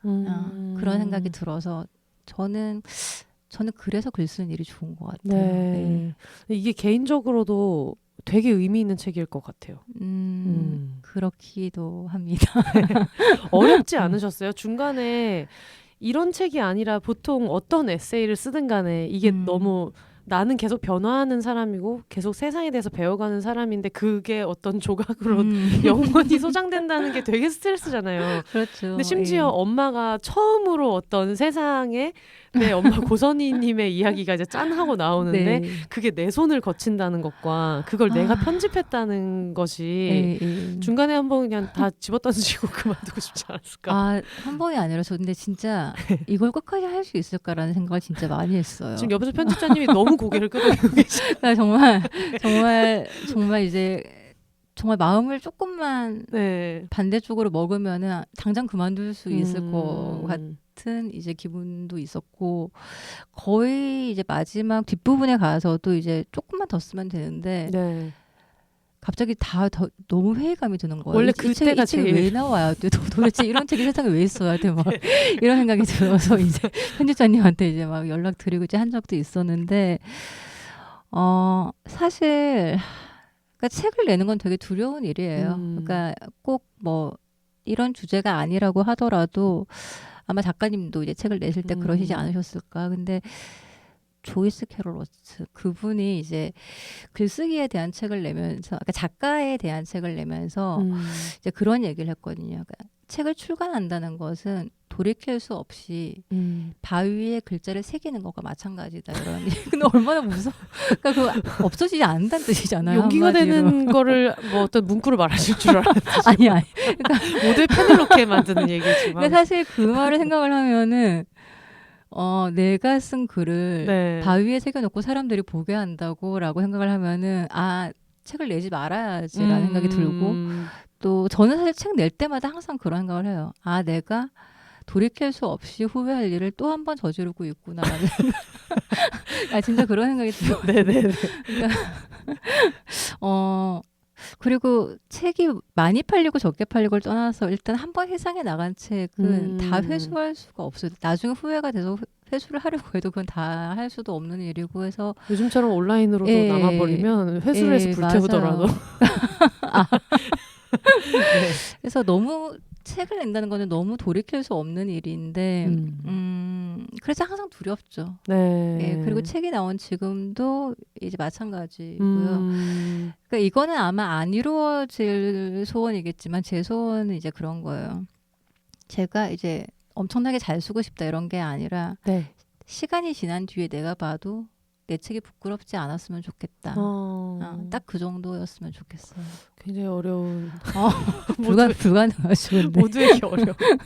왜냐면 계속 내가 나은 사람이 될 거라는 믿음이 있으면 맞아요. 반드시 실패할 목표잖아요. 말씀하신 그렇죠. 작가님 그러니까, 말씀하신 것이. 맞아요. 그러니까 그렇게 생각하면 되게 좋은 일이기도 하네요. 예.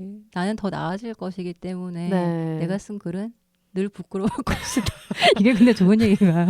여러분 지금 듣고 계시면은 10년 뒤에 이 팟캐스트를 발견해가지고 그때 하주영 작가님이 쓰신 문구 중에 이 문장이 조금 섭섭한데라는 생각이 들더라도 그만큼 우리 모두가 나아지고 있는. 근데 그거를 네. 확인시키려면 계속 내기는 해야겠네요. 그럼요. 버텨가지고. 네, 맞습니다. 제가 이 책을 초반에 읽으면서 이 문장이 들어간 게 정말 좋다라고, 이 에피소드가 들어간 게 정말 좋다라고 느꼈던 게 있어서 이걸 작가님을 만나면 꼭 얘기해드리고 싶었던 게 있는데 네. 어머니가 내가 얼마나 공부를 잘하는 네. 학생이었는지가 나온 다음에 40 중반의 동기 몇 명과 당시 국어 선생님을 찾아뵀는데 선생님이 나를 보고 반색하면서 물었어. 뭐하고 사니? 했는데 식당에서 그 당시에 이제 네, 아버지 식당 사업이 주방에서 실패해서 주방 일을 일하고 하고 계셨- 있었는데 차마 그 말은 못하고 살림해요 라고 대답했어.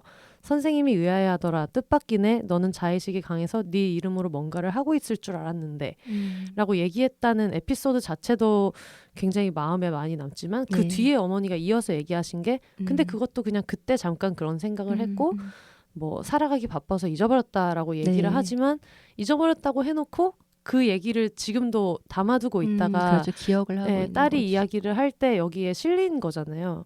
그래서 어떻게 보면 어머니 같은 경우에는 뭔가 네 이름으로 뭔가를 하고 있을 줄 알았는데 실패한 사람인 것처럼 지금 누군가는 말했을지 네. 모르지만 네.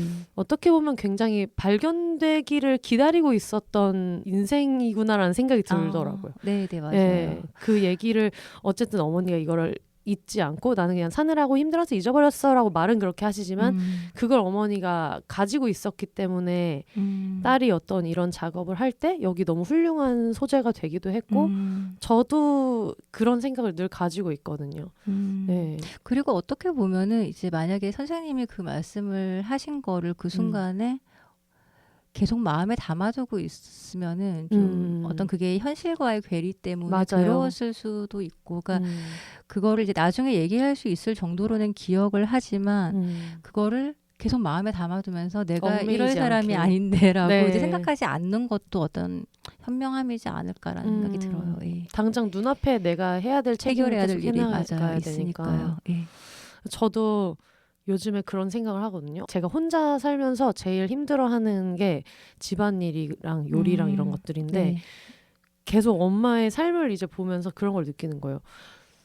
그 삼시세끼를 한식으로 차려낸다는 거는 웬만한 네. 셰프도 못할 일이다. 그래서 이걸 약간 엄마의 집밥 같은 이상한 말로 말을 하면 맞아요. 안 되고 네, 엄연한 전문성을 가진 거의 셰프의 삶이라고 봐야 되는데 네. 왜 그런 것도 있잖아요. 뭐 남성들은 잠깐 어디 무슨 식당 하나 내가지고 이렇게 했을 때도 셰프라는 이름을 금방 부여받는데 맞아요.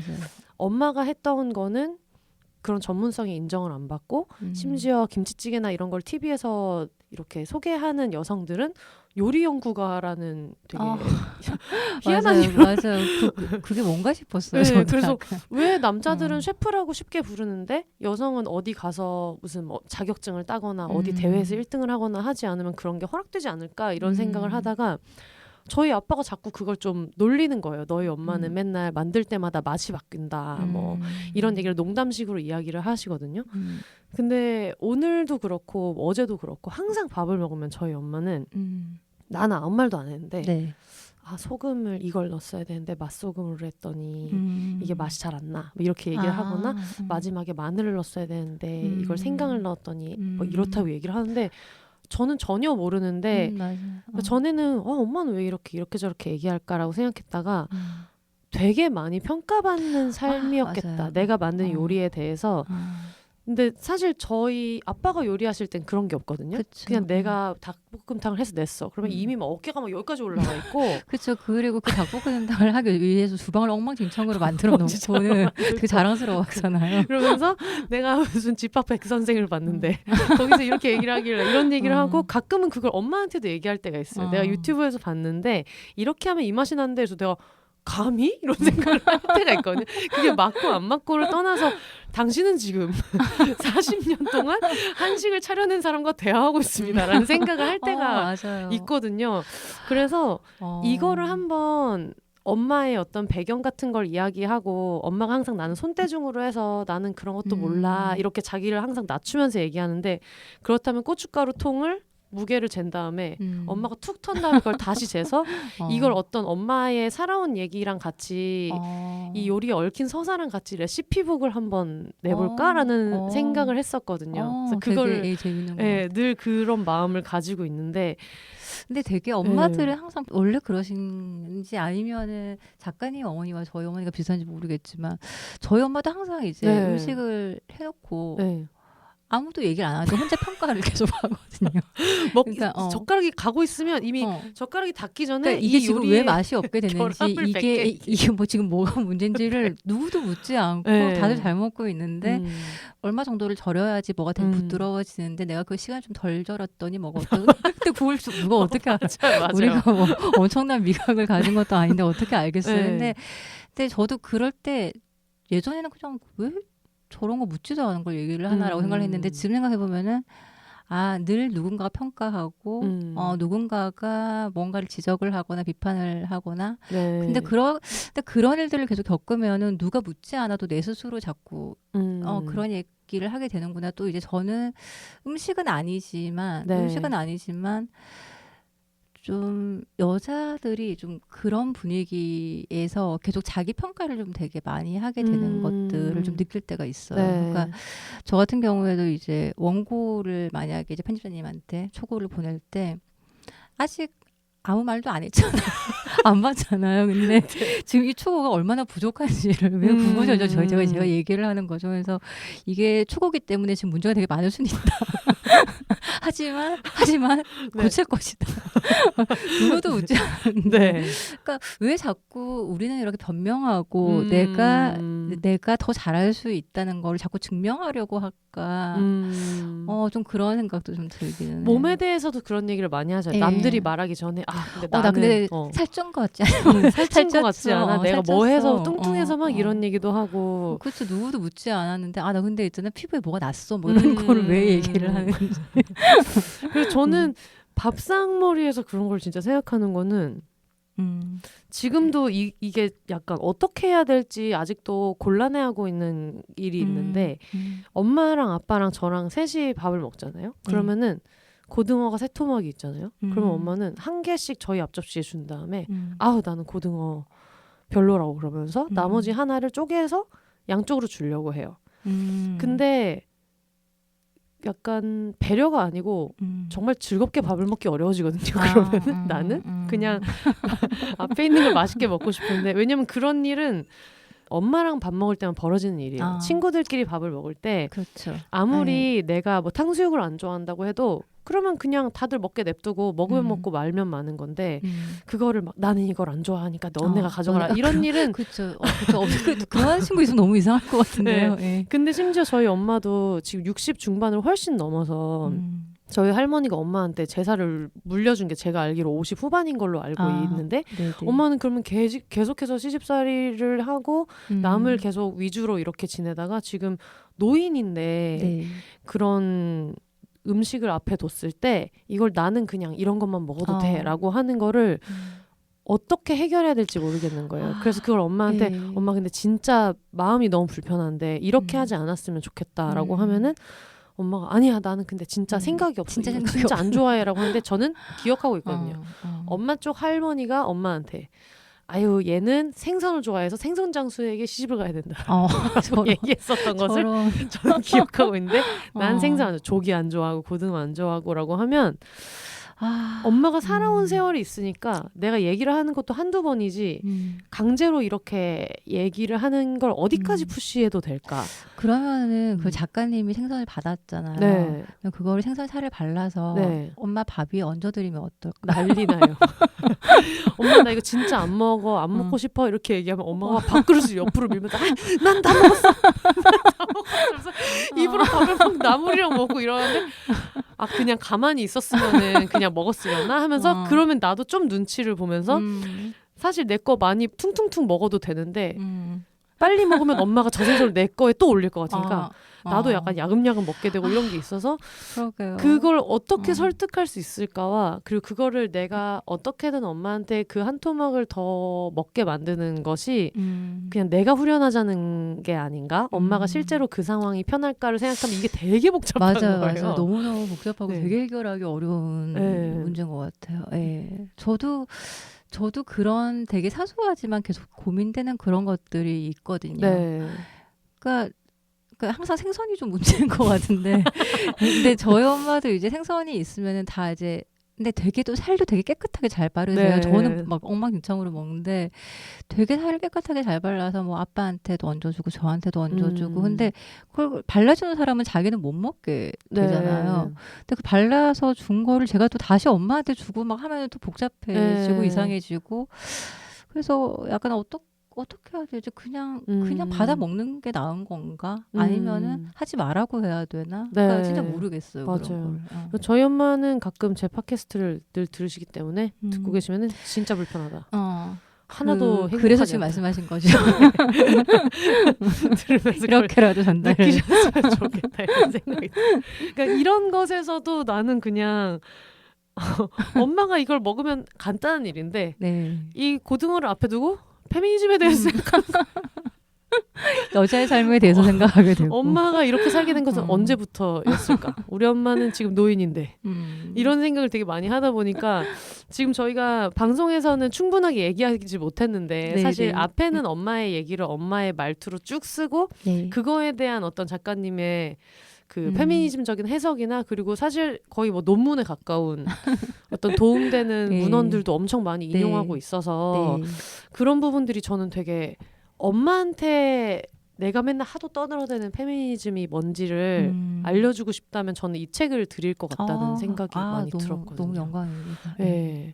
그래서 그걸 발췌하고 이러는 과정도 되게 엄청 어려우셨을 것 같은데. 좀 공부를 열심히 해야겠다라고 네. 생각을 하기는 했어요. 그러니까 네. 이제 저도 그 전에 나름대로 페미니스트라고 얘기를 하지만 네.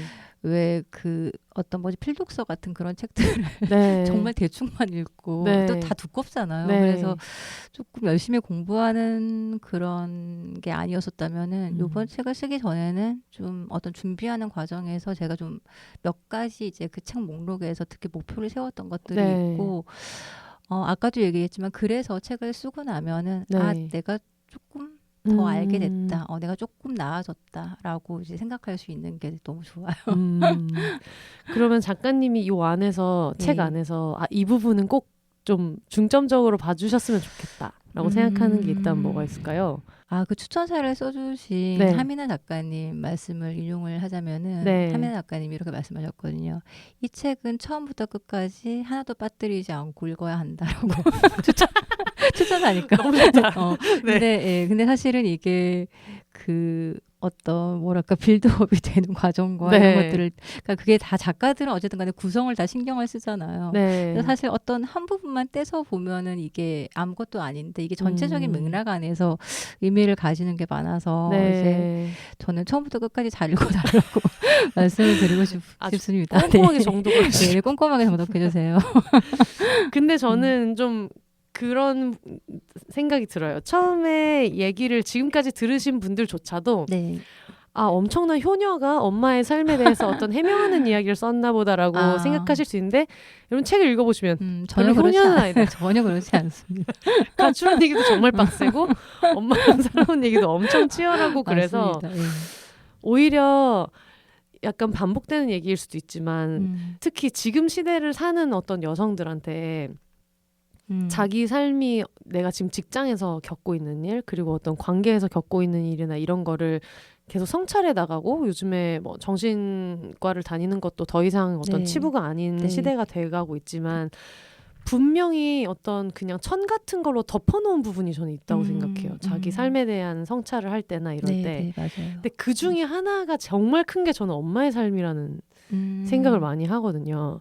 아, 네, 네. 네, 내가 효녀이면은 페미니스트가 아닌가? 내가 엄마가 명절에 막 밥을 하고 있을 때 그걸 적극적으로 도우면은 나는 페미니스트가 아닌 것인가? 엄마가 이 가부장제의 그 시스템 안에서 복무하고 있는 것을 볼 때 어떻게 하는 게 정답인가를 다들 엄청 치열하게 고민한다고 생각하는데 맞아요. 네. 그런 분들 입장에서는 읽어보면은 굉장히 자기 안에서 질문을 많이 던지게 될 것 같고 네. 그리고 확실하게 말할 수 있는 건 전혀 약간 그렇게 기구하고 우울하지 않다. 맞아요. 네. 그러니까 그게 아니라는 걸 되게 강조해 주시면 좋겠어요. 맞아요.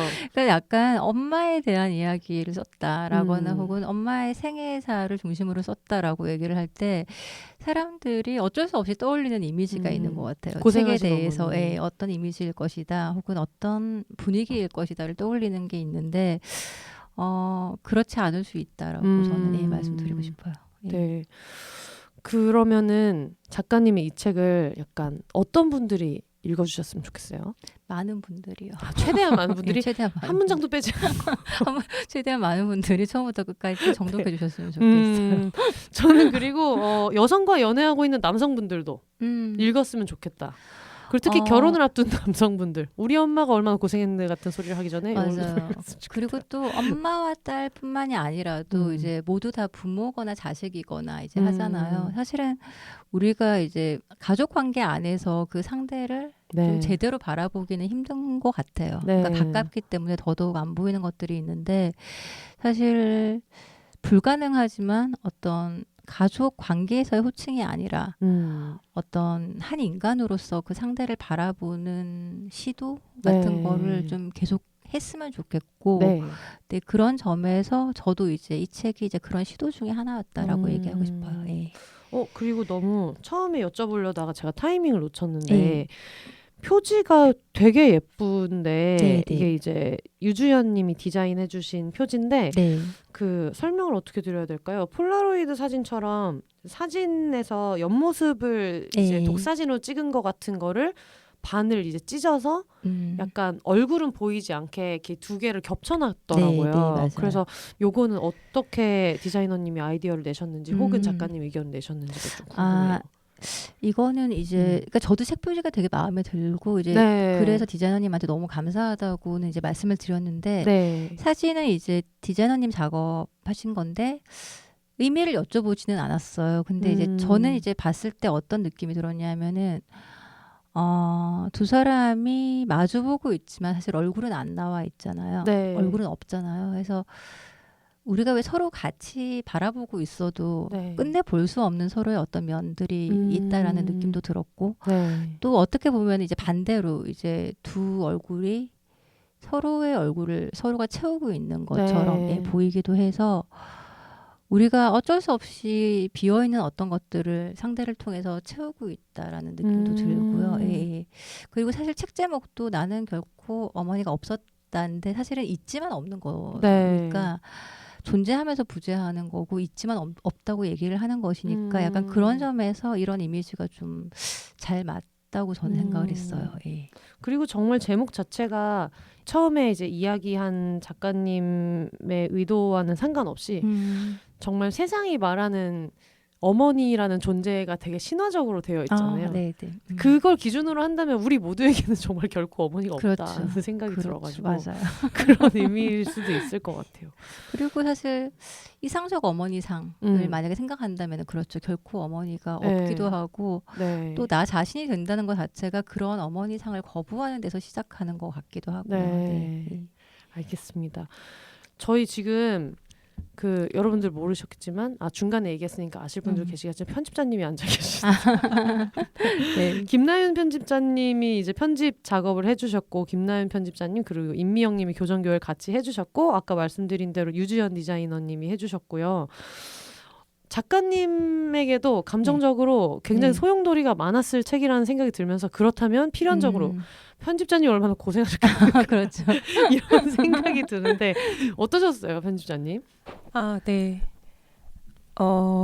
지금 이제 옆에서 두 분이 하시는 말씀을 들으면서 저도 네. 책을 작업하던 그런 과정들도 이렇게 주마등처럼. 주마등처럼 스쳐 지나가고 너무 진부한 비유이지 않나요? 아, 그런가요? 여러 가지 생각을 앉아 있으면서 저도 했거든요. 네. 근데 두 가지 에피소드가 생각이 나는데 네.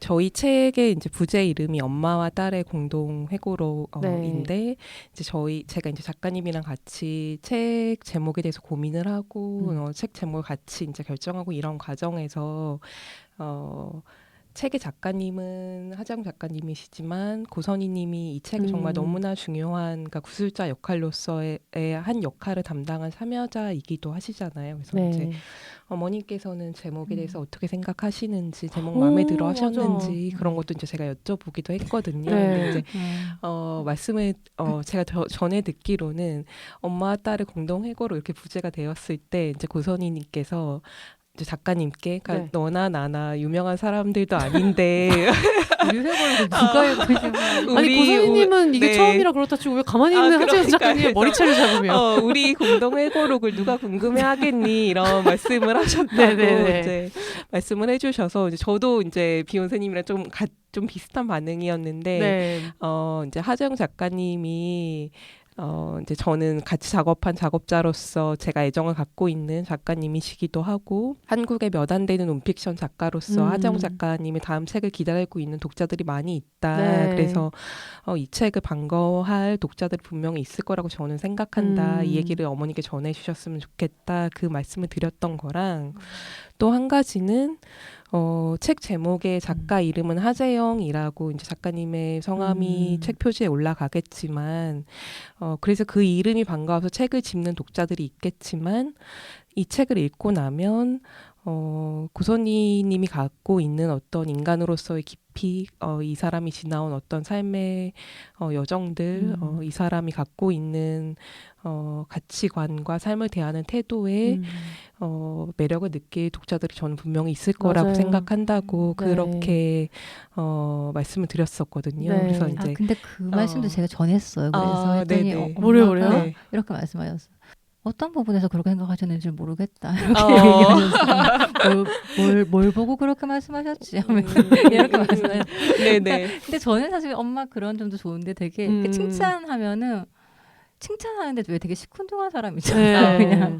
근데 사실은 이제 되게 좋아한다는 건 느껴지고. 네, 네. 예, 그러니까 막 네. 뭐 네. 예를 들어서 너무 편집자님 정말 너무 감사하다 막 이렇게 하면 약간 서로 좀 그런데 네, 그냥 되게 담백하게 그냥 나는 잘 모르겠는데 그냥 약간 이렇게 네, 네, 하시더라고요. 네. 예. 그럼 제가 이 자리를 빌어서 또 한 번 구선희님께 전언을 하자면 네. 제가 이제 책이 출간이 되고 나서 주변에 지인에게 책을 한 거는 선물을 했었었어요. 네. 근데 이제 지인이 책을 읽고 저한테 책을 다 읽기도 전에 이제 독서 후기를 보내오면서 책이 너무 좋다고 네. 이야기를 하면서 어머니의 글에는 페미니즘 이론이 단 한 줄도 등장하지 않지만 이 사람의 삶 자체에 이미 자기의 어떤 생각과 사상이 정립돼 있는 것을 보는 데서 오는 쾌감이 있다. 오, 맞아요. 라는 말씀을 하시더라고요. 그러니까 저희 책이 여러 훌륭한 전 세대 그리고 동시대를 같이 살아가고 있는 페미니스트들의 여러 사유를 이제 같이 접할 수 있다는 것도 큰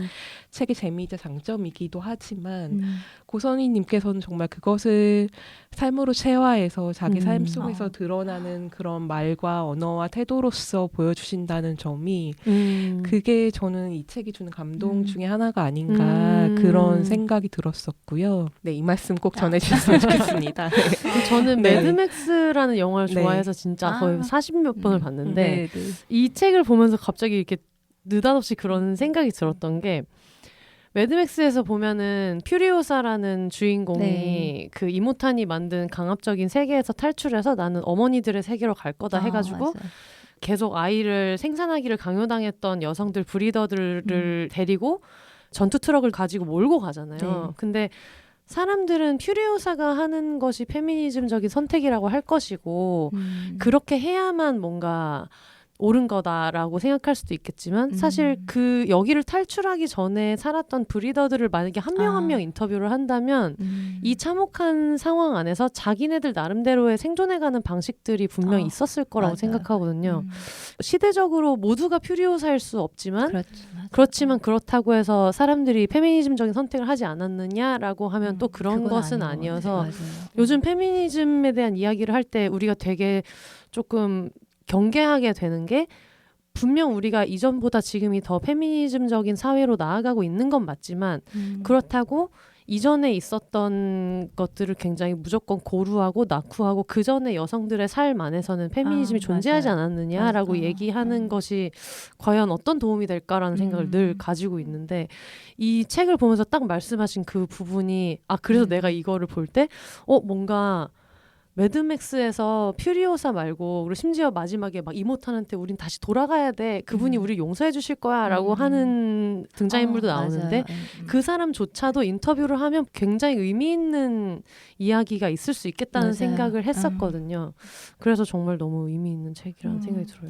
맞아요. 그래서 우리가 어떤 사람을 되게 깊이 보는 게 중요한 것 같아요. 그러니까 한 여성 만약에 우리가 정말 저 여성은 너무나도 가부장제 안에서 네. 남성보다 더 남성화 됐다라고 생각하는 어떤 여성도 되게 깊이 인터뷰를 해보면은 그 안에는 또 다른 게 있지 않을까라는 생각이 들기도 하고 우리가 이제 그런 식으로 뭔가 이해하려는 노력을 좀 계속하면 저는 좋을 것 같다는 맞아요. 생각이 들어요. 예.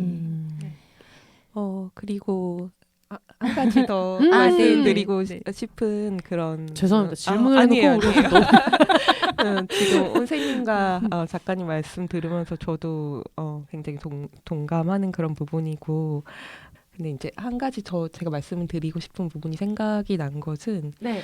저희 책에서 이제 책을 읽어보시면 아시겠지만 작가님과 고선희님이 여러 가지 갈등을 겪으셨던 그런 시절에 대한 이야기도 등장을 하지만 결국에는 이런 공동 작업을 할 수 있는 관계를 오늘날은 이제 두 분이 새롭게 관계를 만드셨고 그렇게 할 수 있었던 여러 가지 이유에는 두 분의 이제 노력이 있었겠지만 책에 고선희님이 미안해라고 말씀하시는 부분이 나오거든요. 그게 이제 어머니가 딸에게 자신이 과거에 했던 어떤 말들, 자신이 했던 일들에 대해서 미안하다라는 그 표현을 하는 부분이 저는 그게 이 고선희님이 갖고 있는 굉장히 훌륭한 그런 인간적인 어른의 모습, 성품이라는 생각이 들었었어요. 그리고 그게 굉장히 훌륭하다는 생각이 들면서 이제 한편으로는 되게 부럽다는 생각이 들었었거든요. 제가 이 말씀을 드리는 이유는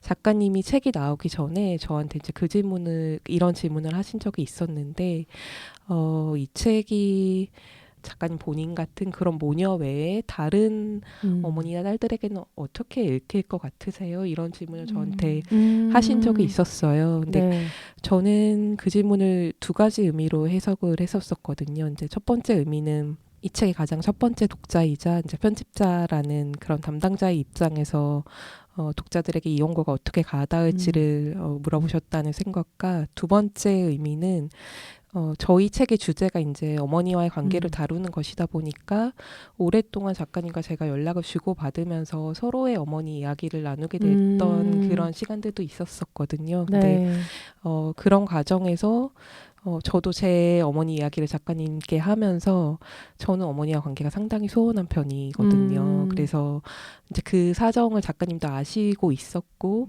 그런 또 한 사람이 딸이 봤을 때 이 연구가 어떻게 읽힐 것인지에 대한 작가님의 그런 궁금증과 약간의 조심스러움 그런 부분도 있으셨던 것 같아요. 근데 그때 제가 작가님께 드렸던 말씀은 작가님과의 어머니의 관계가 굉장히 건강하고 지금은 그런 게 저는 맞다고 생각하고 그런 모습이 되게 부럽다는 생각도 든다고 그리고 한편으로는 그것은 저는 굉장한 행운이라는 그런 얘기도 했었던 것 같아요. 아까 작가님도 이렇게 어머니가 작가님 새롭게 알게 된 어떤 페미니즘 책 같은 거에 대해 얘기했을 때 엄마가 그래 그럼 나도 궁금한데 그것 좀 한번 읽어볼까 이렇게 말할 수 있는 어머니를 둘 수 있다는 것이 저는 사실 모든 사람에게 그런 어머니와의 관계가 있지는 않기 때문에 가족과의 관계가 좋고 뭐 화목하고 이런 것은 굉장히 삶의 큰 자산이고 행복이지만 한편으로는 그건 저는 로또 같다는 그쵸. 생각도 하거든요. 우리가 가족을 택해서 만나는 것이 아닌 것처럼 이 책을 읽고 혹여 어머니와의 관계가 소원하거나 저처럼 이렇게 삶의 깊은 고민을 나눌 수 없는 사람이라면 저는 결핍을 느낄 수도 있을 것 같다고 그렇게 말씀을 드렸어요. 그러나 설사 그렇게 느끼는 독자가 있다고 하더라도 그것이 이 책이나 작가님의 어떤 모험만은 아니라고 생각한다. 그것은 우리 각자가 갖고 있는 다 여러 가지 배경에서 올 수 있는 독자 나름의 해석과 독자 나름의 감상이기 때문에 독자 나름대로 이 책을 받아들이고 해석할 수 있는 부분이 있을 것이고 거기까지는 이 책이 세상에 나간 다음에는 그때는 이제 독자에게 맡겨야 되는 그럼요. 몫이어서 네.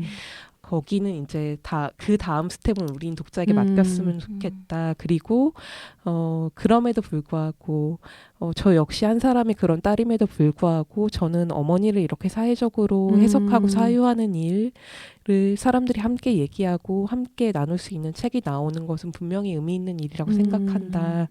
그렇게 말씀을 드렸던 게 생각이 나서 이 책이 이제 앞으로 세상에 나가서 더 많은 독자들을 만날 때 혼세님이 그러셨던 것처럼 이거를 엄마에게 선물을 하고 엄마 딸이 함께 읽는 책이 되고 그런 것도 분명히 의미 있다는 생각이 들지만 또 한편으로는 그렇지 않는 관계에 있는 분들이실지라도 이 책을 읽고 그렇다면 더 다양한 어머니, 더 새로운 어머니 그리고 우리가 만나지 못했던 또 다른 이야기들을 좀 나눌 수 있는 그런 계기가 되는 역할을 이 책이 할 수 있었으면 좋겠다. 그런 말씀도 드려봅니다. 저는 제가 봤을 때 이런 고민도 여성 작가들만 합니다. 네, 내가 네. 이런 얘기를 했는데 혹시 이것 때문에 누군가는 더 상처받지 소외감을 느끼지 않을까? 그런 걸 우리가 버리고 가야 돼요. 네, 네. 그런가요? 맞아요. 그럼요. 뭐 나랑 동떨어진 얘기라고 해서 누군가 소외감을 느끼지 않을까라고 얘기를 하는 것도 물론 확률적인 이야기일 뿐이긴 하지만 저의 경험으로 봤을 때는 여성 작가님들이 그런 생각 많이 하더라고요. 왜냐면 나도 누군가의 서사를 전해 들을 때 내가 조금씩 마음이 따끔거렸던 경험들을 많이 가지고 있기 때문에 그래서 나는 그냥 내 인생에 대해서 얘기를 하지만 나도 누군가의 삶의 얘기를 들으면서 느꼈던 뭐 박탈감이나 이런 걸 생각하다 보니 그런 것인데 그런 부분과 함께 또 읽어본 입장에서 작가님 그렇게 내내 화목하지 않아. 근데 저는 그렇게. 또 여기 추천사서 주신 장유로 기자님이 이제 그런 말씀하셨는데 중산층이라고 이제 생각하는 어떤 계급 또 이제 정상 가족이라고 상상되는 어떤 가족의 이면을 맞아요. 낱낱이 헤아렸다는 게 참 좋다라고 말씀하셨는데 저는 그 말이 좋았어요. 그러니까 맞아요. 우리가 이제 각자의 결핍에 대해서 생각을 하면은 사실은 어떤 중산층의 정상 가족처럼 보이는 사람들에게는 어떤 뭐 괴로움이나 불안이나 네. 어떤 고통이나 이런 게 없을 것 같지만 사실은 이 가부장제라는 이 제도권 안에서 누가 누구한테 평범하다라고 얘기를 할 수 있으며 네. 누가 누구한테 그 정도면 행복하다라고 얘기를 할 수 있느냐에 대한 질문도 좀 생각을 해봤으면 좋겠어요. 저도 그래서 이 시대에 대학교까지 졸업을 하고 굉장히 유복한 집안에서 이렇게 살았던 여성조차 이렇게 살았다는 이야기 자체가 이 약간 현대사교 자체다. 현대의 어떤 현대사의 한 그 예를 보여주는 거다 이런 생각이 들어가지고 저희가 지금 제가 준비했던 질문도 다 못했고 너무 네네. 이 얘기를 하면 저는 정말 이 책을 가지고 밤새 이야기를 할 수 있는 책이고 사실 그래서 좋았던 것 같아요. 남의 가족의 얘기인데도 이 얘기를 가지고 정말 술 먹고 친구들이랑 아침까지 얘기를 할 수 있는 그런 책이고 그래서 모두한테 개인적인 의미가 많이 담길 것 같다는 책이라는 생각이 들어가지고 지금 놀랍게도 4시가 넘어서 정말요? 저희가 얘기한 지 2시간이 되는 바람에 녹음실 시간이 다 돼서 좀 너무 아쉬운데 네네. 편집자님이 계시기 때문에 이 네. 질문은 안 빼고 꼭 하고 싶어요. 작가님한테. 그동안 되게 쉽지 않은 작업을 해내신 건데 네. 편집자님의 노고도 굉장히 컸을 거라고 생각이 들고 근데 이런 게 사실 개인적으로 얘기하면 잘 전하기가 어렵잖아요. 약간 나 그렇죠. 부끄럽기도 하고 그렇죠. 그래서 지금 나란히 앉아 계시지만 마주보고 있는 게 아니기 때문에 편집자님에게 고마운 마음을 그래도 한번 얘기해 주실 자리를 네. 드리겠습니다. 그러니까 왜 흔히 하는 말로 편집자는 제2의 저자다 뭐 이런 얘기 하잖아요. 근데 저도 항상 그렇게 생각을 했었는데 이번에 편집자님하고 작업하면서 그 말도 너무 부족하다라고 정말 생각을 했어요. 그러니까 사실 글과 책은 다르잖아요. 네. 근데 이제 저는 글을 썼을 뿐이지만 이 글이 물성을 가진 책이 되는 데 있어서는 편집자님의 손길이 닿지 않은 것이 정말 하나도 없고 네. 또 이 책이 개인적으로 저는 감정 기복을 되게 심하게 겪으면서 쓴 책인데 제가 자기 불신이나 어떤 자기 회의에 시달릴 때 항상 답을 주신 분도 편집자님이고 해서 정말 저는 요즘 제일 사랑하는 사람은 편집자님이에요. 제가 가장 사랑하는 사람이에요. 일단 최근 1년 동안은 그렇습니다. 두 분의 이런 관계 천년만년 유지되시기를 바라면서 감사합니다. 네, 진짜 많은 분들이 공들여서 만들어주신 책이고 또 요 얘기를 지금도 여러분 들으셨지만 북토크가 또 예정이 되어 있어요. 네. 3월 9일 목요일 오후 7시에 북토크가 있는데 이거는 예스24에서 독점 판매하고 있다고 하더라고요. 네. 그래서 티켓이랑 책이랑 같이 구매를 하시면 북토크를 참여하실 수 있고 저희 지금 녹음실에서 가까운 서울 홍대의 휴머니스트 대강의실 지하 2층에서 이제 진행이 되는데 추천사를 써주셨던 시사인 장희로 기자님께서 네, 네. 같이 진행을 해주신다고 해가지고 요 얘기 들었는데 나는 좀 더 자세히 듣고 싶다. 그리고 목소리만 들었는데 얼굴도 궁금하다 하는 분들은 예스24에서 이 책 제목으로 검색하면 아마 나올 거예요. 나는 결코 어머니가 없었다로 검색하셔서 3월 9일 목요일 북토크도 꼭 한번 와보시면 좋겠습니다. 네, 감사합니다. 네, 지금 네. 저희 녹음실 창문에 다음 팀이 대기하고 있다고. 네. 빨리 나가야겠네요.